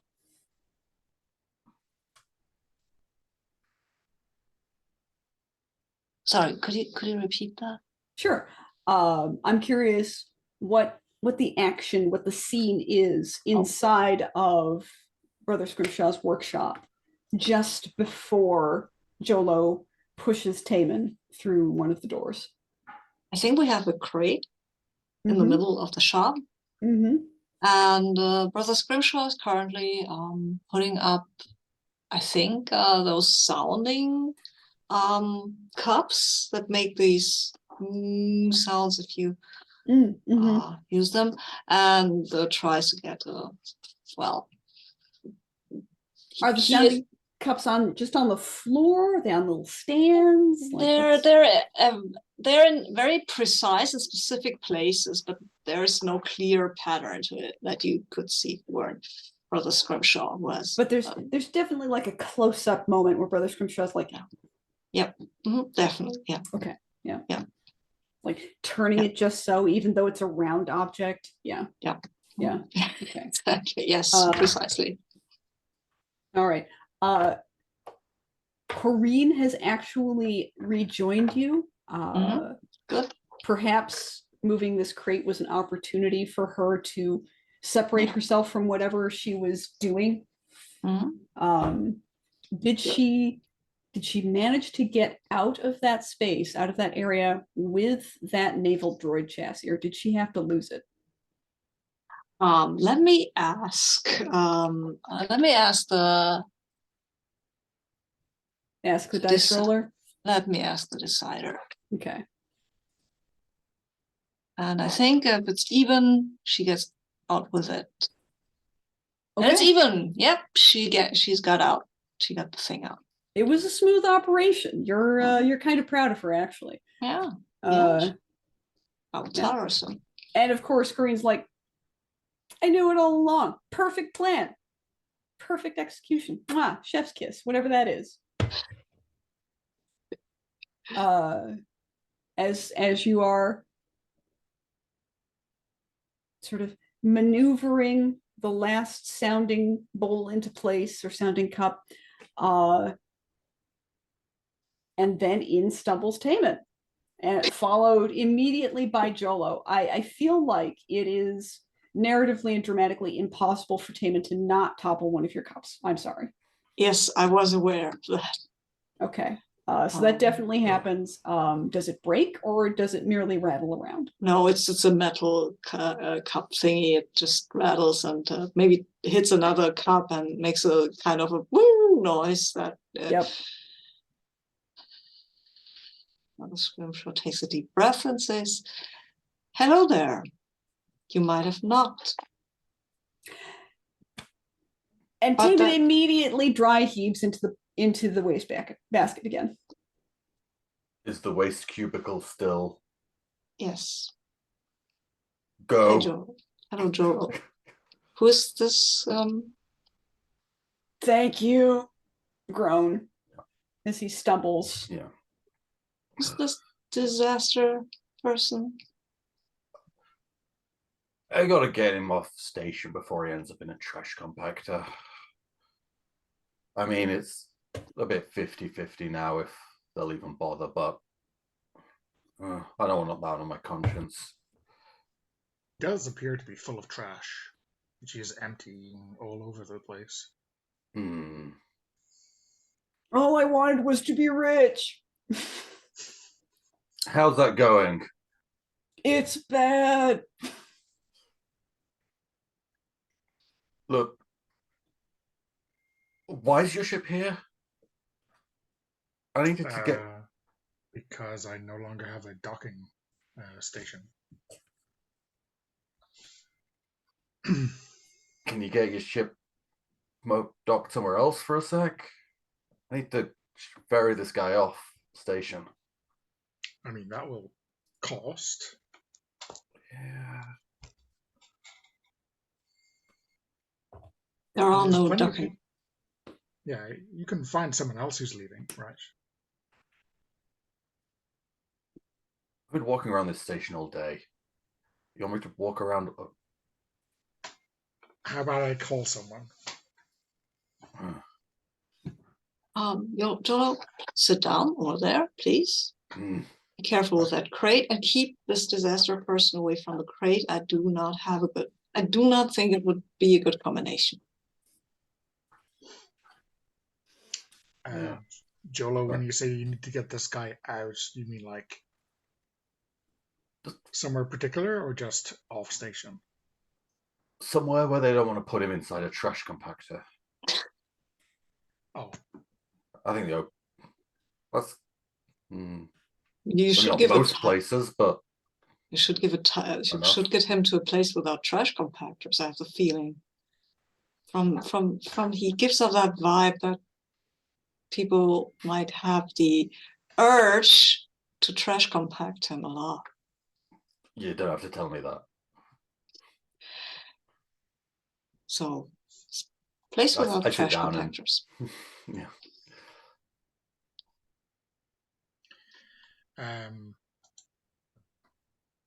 Have a coffee. Yeah, I sold my space for 4 days to Kelspar, so... Yeah, I saw. He was very persuasive. Plus, you know... I'm going to use that favor on something other than getting Scrim into a room with him. Huh? I'm sorry. Nothing. I did not... What? I was distracted. Oh, Sabine was distracted, or Scrim Shaw was distracted? Scrim was distracted. Okay. Well, then I will just say nothing. Nothing. Never mind. Mm-hmm. I was also distracted by reading what Jen wrote and trying to find it. I'll confess it for YouTube posterity. When I was looking for an image of Taman, I was like, what happens if I punch in Space Loser into Pinterest? It was actually a terrible result set.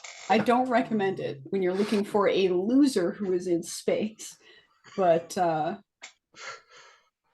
that's y'all know my mood now when I'm searching for his pictures. But as you discuss this, all of these machinations and crime lords who are hot, I guess, there's a polite but firm knock on the door that leads to basically the professional access, the one that you want customers to come through, Brother Scrimshaw. Can you please keep... I'll get that. Yes, thank you. I'll be customer service for today, I appreciate it. All right. And when you open the door, there is Master Revenue. Or Revenu, I should say. Oh, okay. Who is the NPC tab. The senior Jedi of the cloister. And he... I have a bad feeling about this. The Force brings me exactly that which I seek. Huh? Hello, Relesta. I did. I'm in need of a pilot. Oh. Well, do you have a ship? It was my understanding. Because you can definitely hire a pilot. Just at the moment, I do not have a docking station, and so I do not quite come with an operational ship right now. But if you have a docking station or you have a ship with a docking station, I can definitely be your pilot. And this is where I'm going to call for a quick restroom break. Yes, thank you. And then we probably have another 20 or so minutes, do we feel, before we close this down? Yeah. Yeah? Okay, cool. Can we do a slightly longer restroom break, please? Then I can get another drink. Absolutely, yes. Go for it. We'll meet back in 7 or 8 minutes. Nice.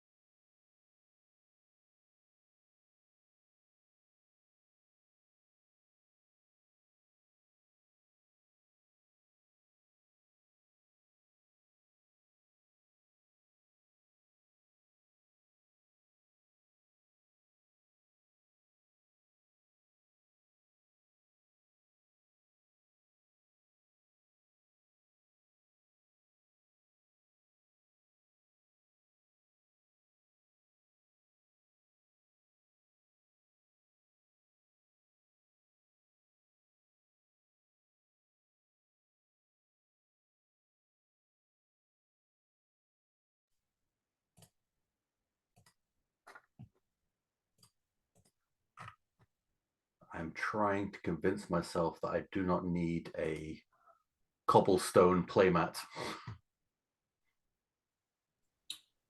Like a rollout cloth. Rollout one that's like cobblestones and a bit of streets and stuff that you can then put things on top of them.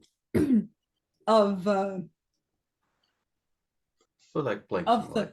many products that I've seen, like that's actually one of the least useless, you know. But I know that your lads are both perfectly capable of using their imagination. Exceedingly capable, perhaps. Or perhaps just as capable as they ought to be. Yeah.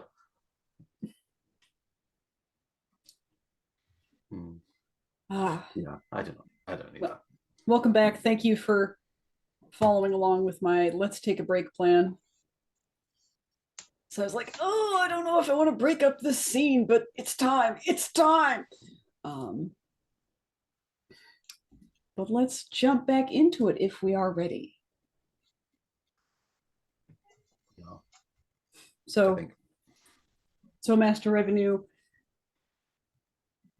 does that thing that some people in authority do, which it doesn't feel dangerous until just after they've done it, which is that they don't seem to have understood something. So they ask a very stupid question or rephrase what you've told them back to you. And then you realize that you don't have an answer for the very stupid question.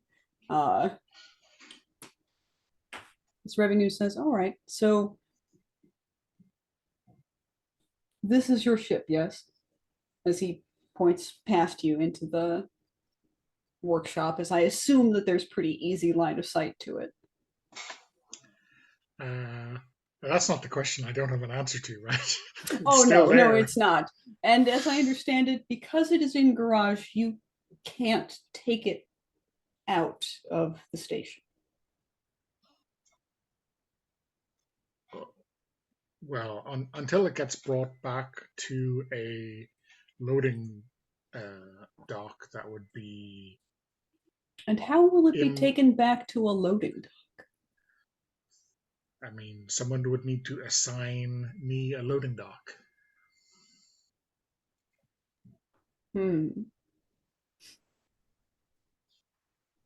Understood.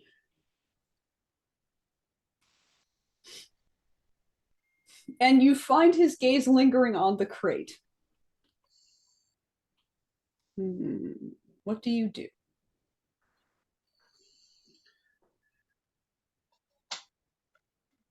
Is there perhaps a naval? I just ignore that gaze because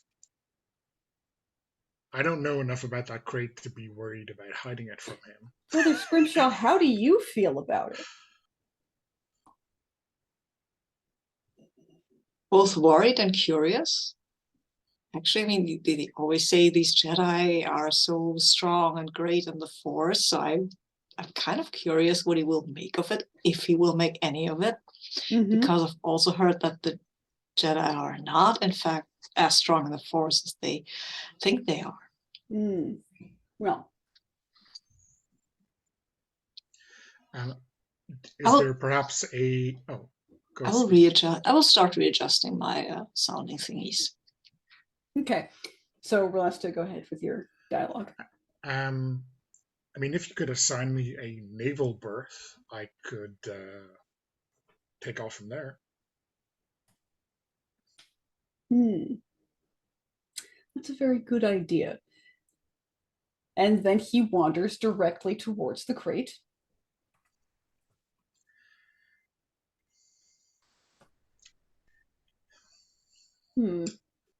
Is the crate like open or is it closed? No, it's closed. It's closed. Okay. And I will, as they start wandering over, I will step up and say, "Excuse me, can I help? May I help you?" Yes. Where did you get this crate? How is that pertinent? it's how you can help me. Oh. And now you're being scrutinized by Master Riven. Oh, no. So he gets to ask you 2 read-a-person questions for free. You may deceive him if you may choose to deceive him. If you do, the force is against you. Oh, nice. So what's your character really feeling? As I said, I'm both worried and intrigued. And right now I'm a little bit irritated because this is my place and this person does not have clear authority here. Yeah, go ahead. How could I get your character to show me what's inside the crate? Well, that's a difficult question. How could he get... probably by giving me a better reason than just commanding me, basically. Sure. By giving me a good reason why he would need to see that. Mm-hmm. I'm not trying to deceive him on this. Mm-hmm. Okay. We really need a staff-only sign here. Yeah, I thought that was inside of the shop and the but it's okay. It's fine. He can see that. Okay. He's seen it. But yeah. I'm messing with you to be traumatic, but I will try to. It's fine. It's fine. Okay. I'll try to respect your professional boundaries in the future. But anyways, Master Revenue holds up a hand and says, I'm here under my own authority, yes, but I was also brought here by the Force. I've sensed a convergence of dark energies that reminds me of the same convergence that I felt more faintly, unfortunately, just before the explosion in the naval docks. I hope that you could assist me in preventing a similar event. Well, a curious mind would wonder why you have not followed up on this convergence in the Force. I am following up on this convergence right now. I thought you came here to find a pilot. You are confusing me, Master Jedi. Perhaps a pilot would allow me access to a part of the station that I feel the Force is leading me to. That is perhaps important, sensitive, potentially under attack.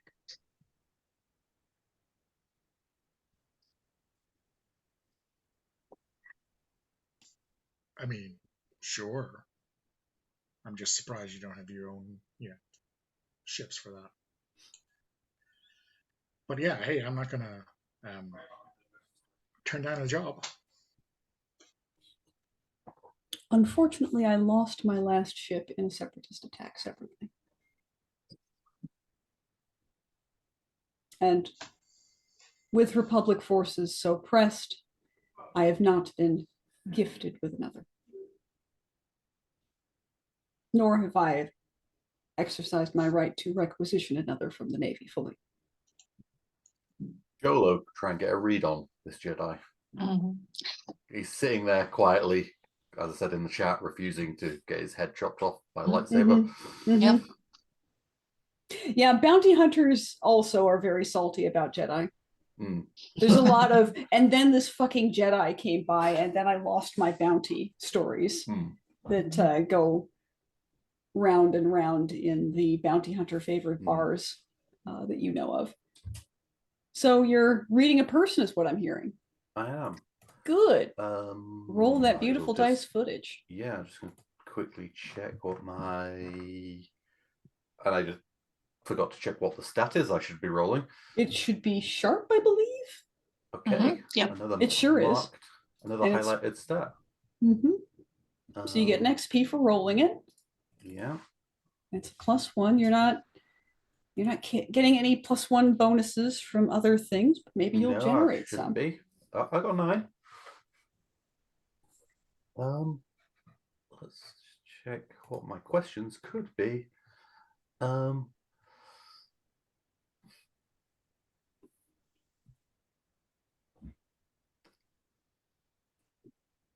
I'm thinking, is your character telling the truth?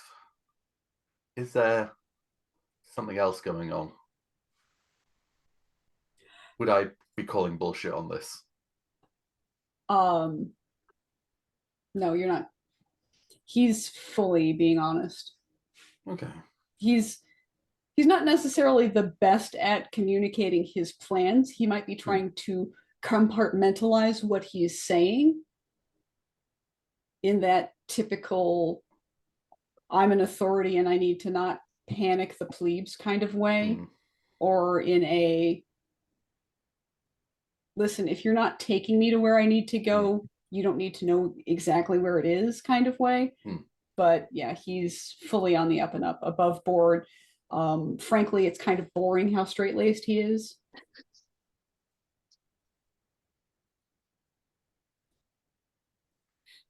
I think Jola then, like, with a stands up, bangs on the waste cubicle door, and like, looks like we're not getting our own pilot here. And there's the sound of a faucet and some splash noises. And hold on, I'm good. I'm actually good. And then he opens the door. Hey, I feel great. And then he sees the Jedi, and he like slowly backs up and closes the door. There's a click. So there's a second click. Jolo, if I'm getting off station, we could probably get rid of your guy.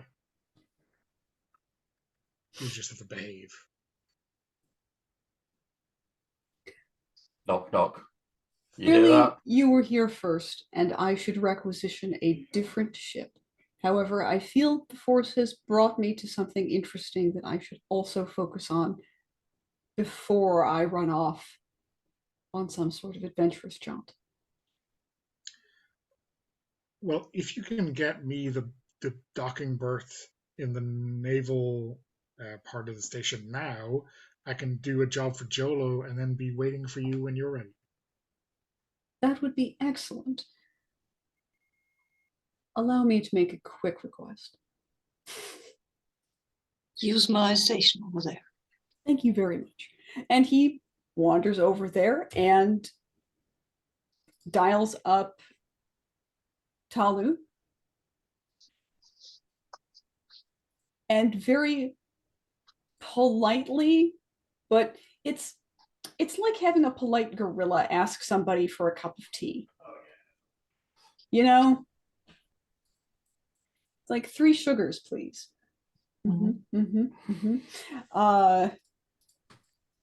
Like no matter what Master Revenu says to Talu, it's more pressure than Talu needs right now. But a berth is found. Basically, a last in, first out selection is made, and somebody who just parked gets booted back into the staging areas, and that's your berth. Brother Scrimshaw, actually, I feel like this is a question I should kick to you. Who just got booted? Or who is most interested in the ship that just got booted? Let me check the NPCs tab. Oh, I think the one who it's actually the casino owner, because that ship was supposed to bring them more libations, of them maybe not quite legal kind anyway. That ship got kicked. Ingve might be angry. I might have some eyes on that ship, just for giggles. Okay, cool. Noted. Is that Lufter's ship then? The smuggler? Yeah, actually, it's Lufta's ship. I don't know what her ship's name is. All that Wookiee ale for the big fight, right? Yeah. Well, Ingve's not doing the Wookiee fight.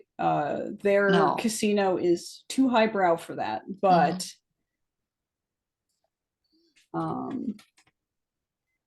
but they're not so highbrow that they're not going to smuggle in alcohol. I will say that probably the libations themselves are legal, but probably nobody's paid any tax on them. The other reason why you might smuggle something, the bigger reason why you might smuggle something, except in Star Wars where everything's illegal. And you have to smuggle everything because just trading stuff is boring. Yeah, but all right, so your berth gets cleared, and Jolo and Rolesta, you are off with Timon to get him the heck away from this station. Thank the Force. He seems to be done barfing, which is good because your ship has seen enough of that kind of thing. I just cleaned it like several hours ago. I do not want to have to clean it again. He like smells inside and he's like, oh, and he takes a moment. He's gonna be fine.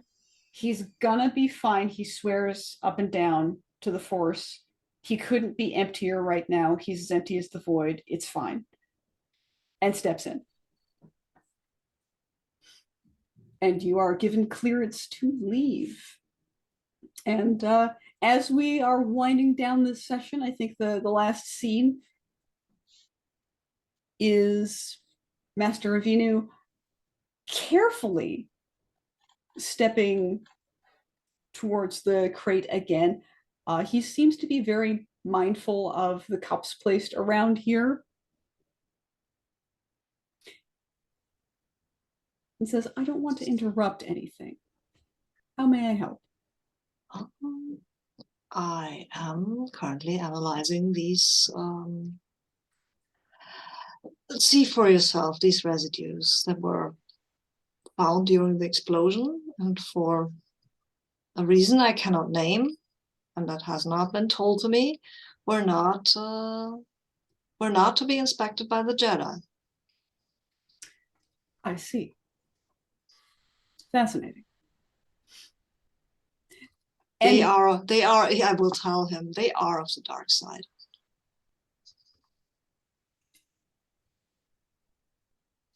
From fascinating to foreboding. May I, as he gestures to the crate. Yeah. And he just lifts the top off with the Force, undoes the latches, everything.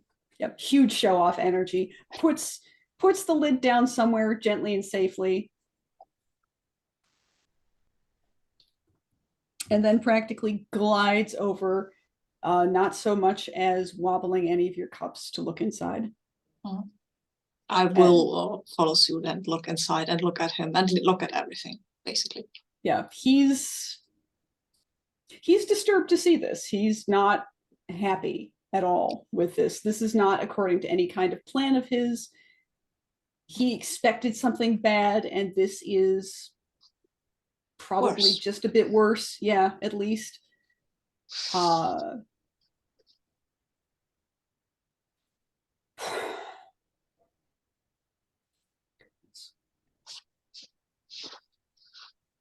much of this material do you expect is on this craft? On the station, he says, not craft, pardon me. This material, I would have. You have a napkin math estimate that you can bang off, and the answer is it's a lot. It's a lot. I think it's like these many. It was quite a mass. That was, yeah. This looks a lot like a manner of crystal that I've come across in some of my studies. Does it grow, and what makes it grow? Will it grow inside the station? It can grow under the right circumstances. It requires energies and high temperatures. Or it requires the torture of Force sensitives. I think we can exclude the last part, at least on the station. I hope that we can. And I look at him like, this is your job to prevent. So we do all that we can. May I suggest, respectfully, Master Jedi, that you see to definitely exclude the latter option on the station, while I will use some of my instruments that I have here to further analyze what these crystals, what might motivate these crystals to grow. And why this was enacted on the station, maybe. So was this just a test run?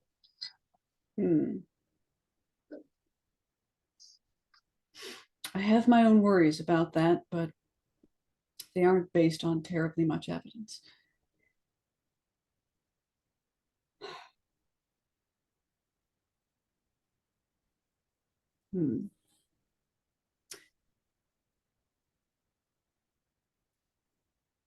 I will prepare to leave, but I don't feel comfortable leaving you unprotected as you engage with these materials. I am not unprotected.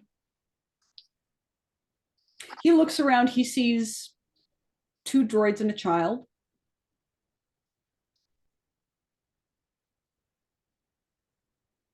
I'm afraid that your reptile friend has left, so I don't understand your meaning. You do not. I feel, respectfully again, Master Jedi, that you might underestimate me.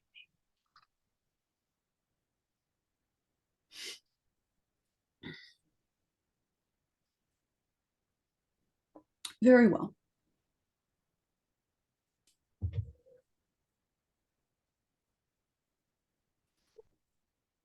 In that case, I will take my leave. I would very much like to hear any of your results. Of course. May the Force be with you. And also with you. And he takes his leave.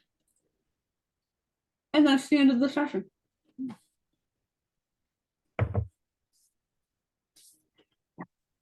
Now I can go rolling my eyes. Go what? Go rolling my eyes. All right. Well, that was fun. Do we have time for some stars and wishes before saying farewell? Yep. Great. All right. Well, I'm going to put people on the spotlight. Alex. Yes. Are there end of session moves in this game? Oh, you know what? I think there is an end of session move. Yes, session end. I think it's been long enough and we've all had enough interactions with each other that definitely let's do it this session. Last session didn't feel right. This session, let's do it. So let's start with Sabine, who remembered. And do the session end move. At the end of every session, choose a character who knows you better than they used to. If there's more than one, choose one at your whim. Tell that player to add +1 to their HX with you on their sheet. Blah, blah, blah experience could happen. Blah, blah, blah experience could happen. We know what. I said, we know it. We know the math. We just don't need to repeat it. I think he knows me better than they used to would be Rolesta because we were doing things together, right? Does that make sense? Yeah. Oh, we're already HX +3. Yeah. So we get 3 sets, and Rolesta gets XP. Nice. So chugging right along. So next up, Don. Who knows Rolesta better? I've got a feeling, but I'm inclined to return, but I think maybe that kind of interaction at the end, wordlessly rolling eyes about Jedi and docking and getting this loser off station might mean it's Jolo. That makes sense. I couldn't nominate myself, but I was thinking also that I'd be like going around, see if you've done a deal with Mr. Sparkles and stuff. I got kind of, I learned something about you there. many surprises. Yeah. All right. Well, then that also rolls over Jolo's HX with Rolesta. Just an XP festival over here. Yeah. I'm up to 4 then. Yeah. I believe that Brother Scrimshaw is sitting on 2 XP right now and not 1. Yeah. I think so. If I'm wrong, then you just get an XP out of it, and that's fine. Did I fail at some roll? I think that you rolled sharp last session and hot this session, and they're both highlighted, and that's why. Right. Okay, so I've got to, but I get to remove the mark, right? Yep. Do we actually get XP for a fail in this edition? I don't think so, actually. I think it's I think it's highlights only. Okay. Yeah. And HX rollover. I'm trying to think. Yeah, and Jolo, who knows you better?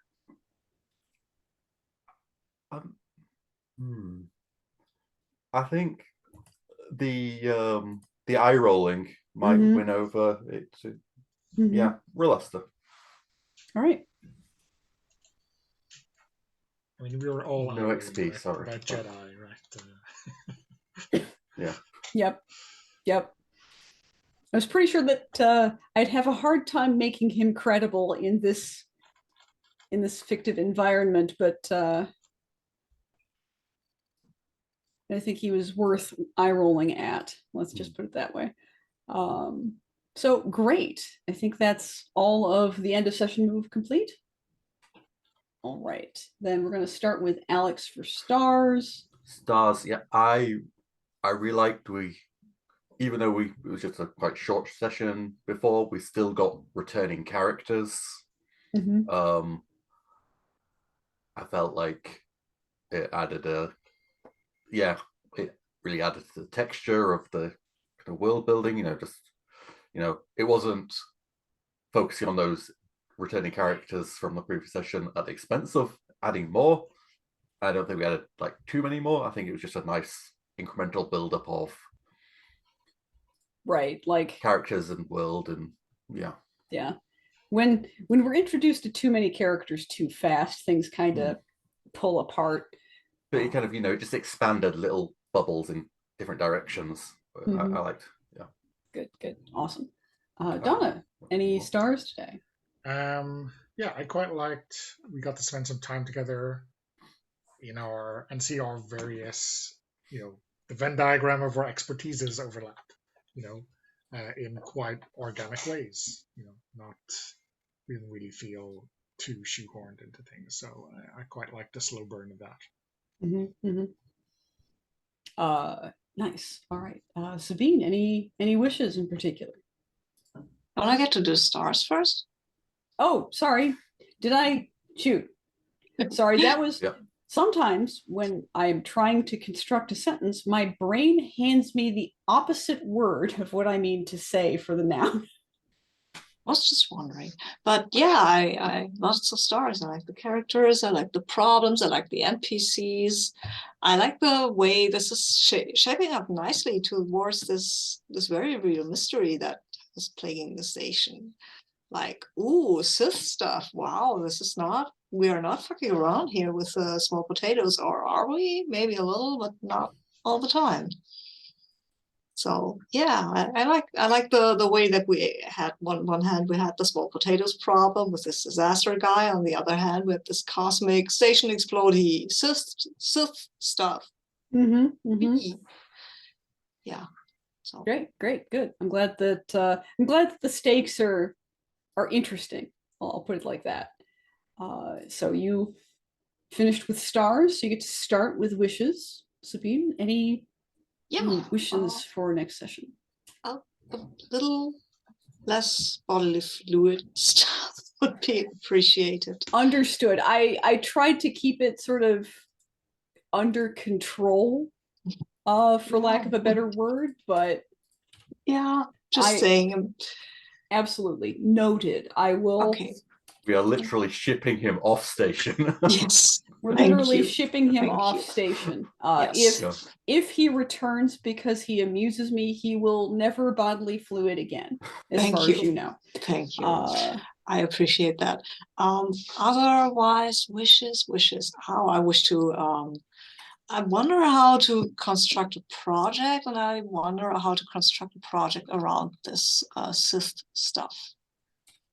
Oh yeah, absolutely. We'll absolutely interest me. We'll try to engage with that. Okay. As at the start of session, because that's clearly what you're angling to do.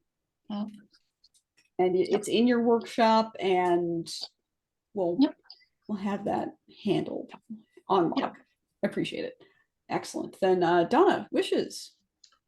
I guess when you taxi around a Jedi Master, you get a different order of taxiing problems than usual. So looking forward to that. Also, can I introduce another star that I've forgotten about? Of course. For you, Jen, which is, in Apocalypse World, scarcity is, the kind of main driving force of everything, and I'm pleasantly surprised to see that we can have scarcity in a Star Wars universe where it's usually not. I mean, I would say that scarcity is not a driver of the themes of Star Wars, but to me, Star Wars is kind of a place where there is a plenitude of certain things, but they aren't the kind of things that make a world more comfortable to live in or easier to live in. You can throw a Wookiee and he's going to land on 10 different guns, right, in the Star Wars universe. Ships are pretty easy to get. Certain kinds of medical care can be pretty easy to get, but if you're just a bit further out or at an angle from something that you need, you're not going to get it. Is kind of the feeling that I get. And even on a station here, where the existence of this station is largely, shipping, commercial, so many goods move through this place, but there's still, I think, plenty of room for disparity and scarcity. And I'm glad that this is reflecting that so far, and that even without these things, even like throwing a little credit at you here and there, you guys still feel driven to move forward and to act. Right. So good. Thank you. And yeah, I will definitely be noodling on the kind of problems you'll have taxiing around a Jedi Master. Because it's good times. Alex, wishes. You're muted. I was unmuted, then I muted myself so I could speak. Yes.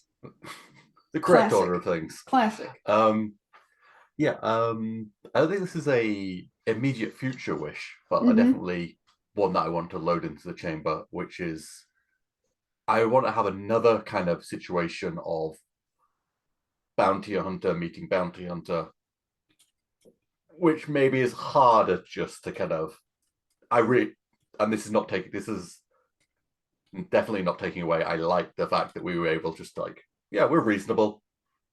Yeah, and sometimes this job isn't worth possible death, because even if one's better than the other, it's not a I've 100%. Yeah, I've played a bounty hunter in a Apocalypse World inspired based game before, and the economy of being a bounty hunter is brutal. It's so rough. So definitely, even some of the more venomous bounty hunters are definitely going to be doing the calculations of this bounty minus whatever penalty I might get from the guild for killing another registered bounty hunter, minus my medical fees, minus the transport fees of your corpse. fine, leave. Yeah, but I would like the equation to be a little bit more. But yeah, like sometimes it's going to be like, or they're just going to be like, no, I'm pretty sure that I'm just that much better than you. Yeah, and I think this is fine. I'm cool with that being with either somebody I wouldn't feel guilty about killing, or even somebody I like, or who equally, knows? Somebody, the one I met already.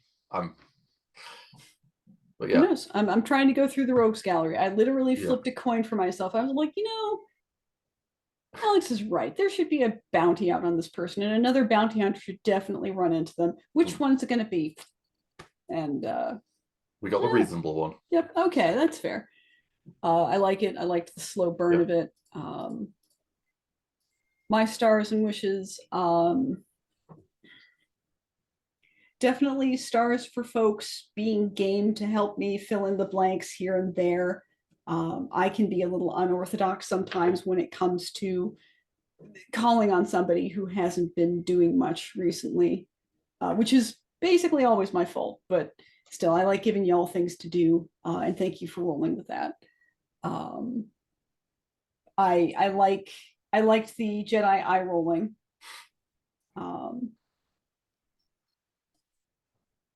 I liked the way everybody kind of felt when the Jedi entered the room. Was definitely an oh shit, it's this guy kind of moment. And I hope that he seemed credible, if not, somebody that you could respect, because whatever, he's the traditionalist chump Jedi. His job is definitely to be the one that we point at and go, this is what's wrong with the Jedi. But I did want it to still kind of be like, well, but you can kind of see why the Republic is like, look at these guys, they're great. Give them lots of stuff, free shit, and they're generals now. Sure, it's fine. While still being the kind of guy that you're just going to eye roll at and be like, oh God, okay, fine, mister, I haven't actually worked a day in my life. Tell me all about it, buddy. So yeah, I liked that. I liked the attitude. I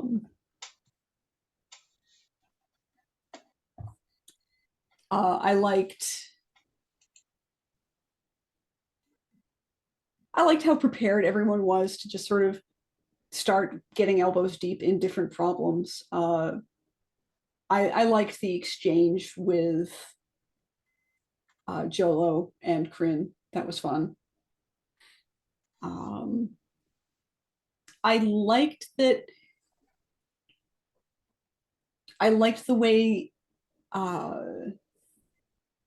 you folks engaged with scenes and stuff. It made it pretty easy for me to weave things sort of back in so that you could see different NPCs again and see consequences of other things that were happening. I mean, you offered that like at the ship, like, which was leading in the best way. I was like, I'm taking that. Yeah. Let's. And if you had a different idea, then go for it. I'm happy to go there. This is largely a character-led, player-led kind of thing, but I'm happy to. A player. I'm a player too. I'm happy to waft some particular morsels your way. So yeah, I had a lot of fun running this. I am looking forward once again to next session. I'll have to try to remember all of the crap that I did for this session and take notes. Just for your edification, guys, I have started a happenings tab on the Character Keeper. Oh. Where basically I'm keeping track of different events and wishes and stuff to try to make sure that I'm on task when I plan session to session. And we're not like, what did we do last week? Quite so painfully. So, especially since we're doing a little bit of mystery play. I like that setup. Yeah, so feel free. And wishes, yeah. Yep, and feel free to, look at it. It's fine. It's public. If you have a correction or an event that you'd like to throw in, please do. This is top most recent, so if you want to add something and put it near the top, if you've run out of top space, insert a space, create a new row, and do it there. Cool. And yeah, that's all the stuff I got for now. Oh yes, Korean 47's infiltration genius. I rolled some dice on her behalf. I broke my rule of not rolling dice as a GM unless I want to decide a bullshit thing. Well, actually, I was just kind of deciding a bullshit thing. Anyways, Corinne's very lucky. But also a genius with a perfect plan that could not possibly go wrong. Of course, is it just me? By the way, is it just me, or does Shireen have the vibe of a droid who is humming to themselves as they're sneaking around? That seems correct. That seems totally accurate. Oh yes, the Force loves fools, drunkards, and droids. That's definitely the saying. That's how it goes. Lovely. Well then, this was great.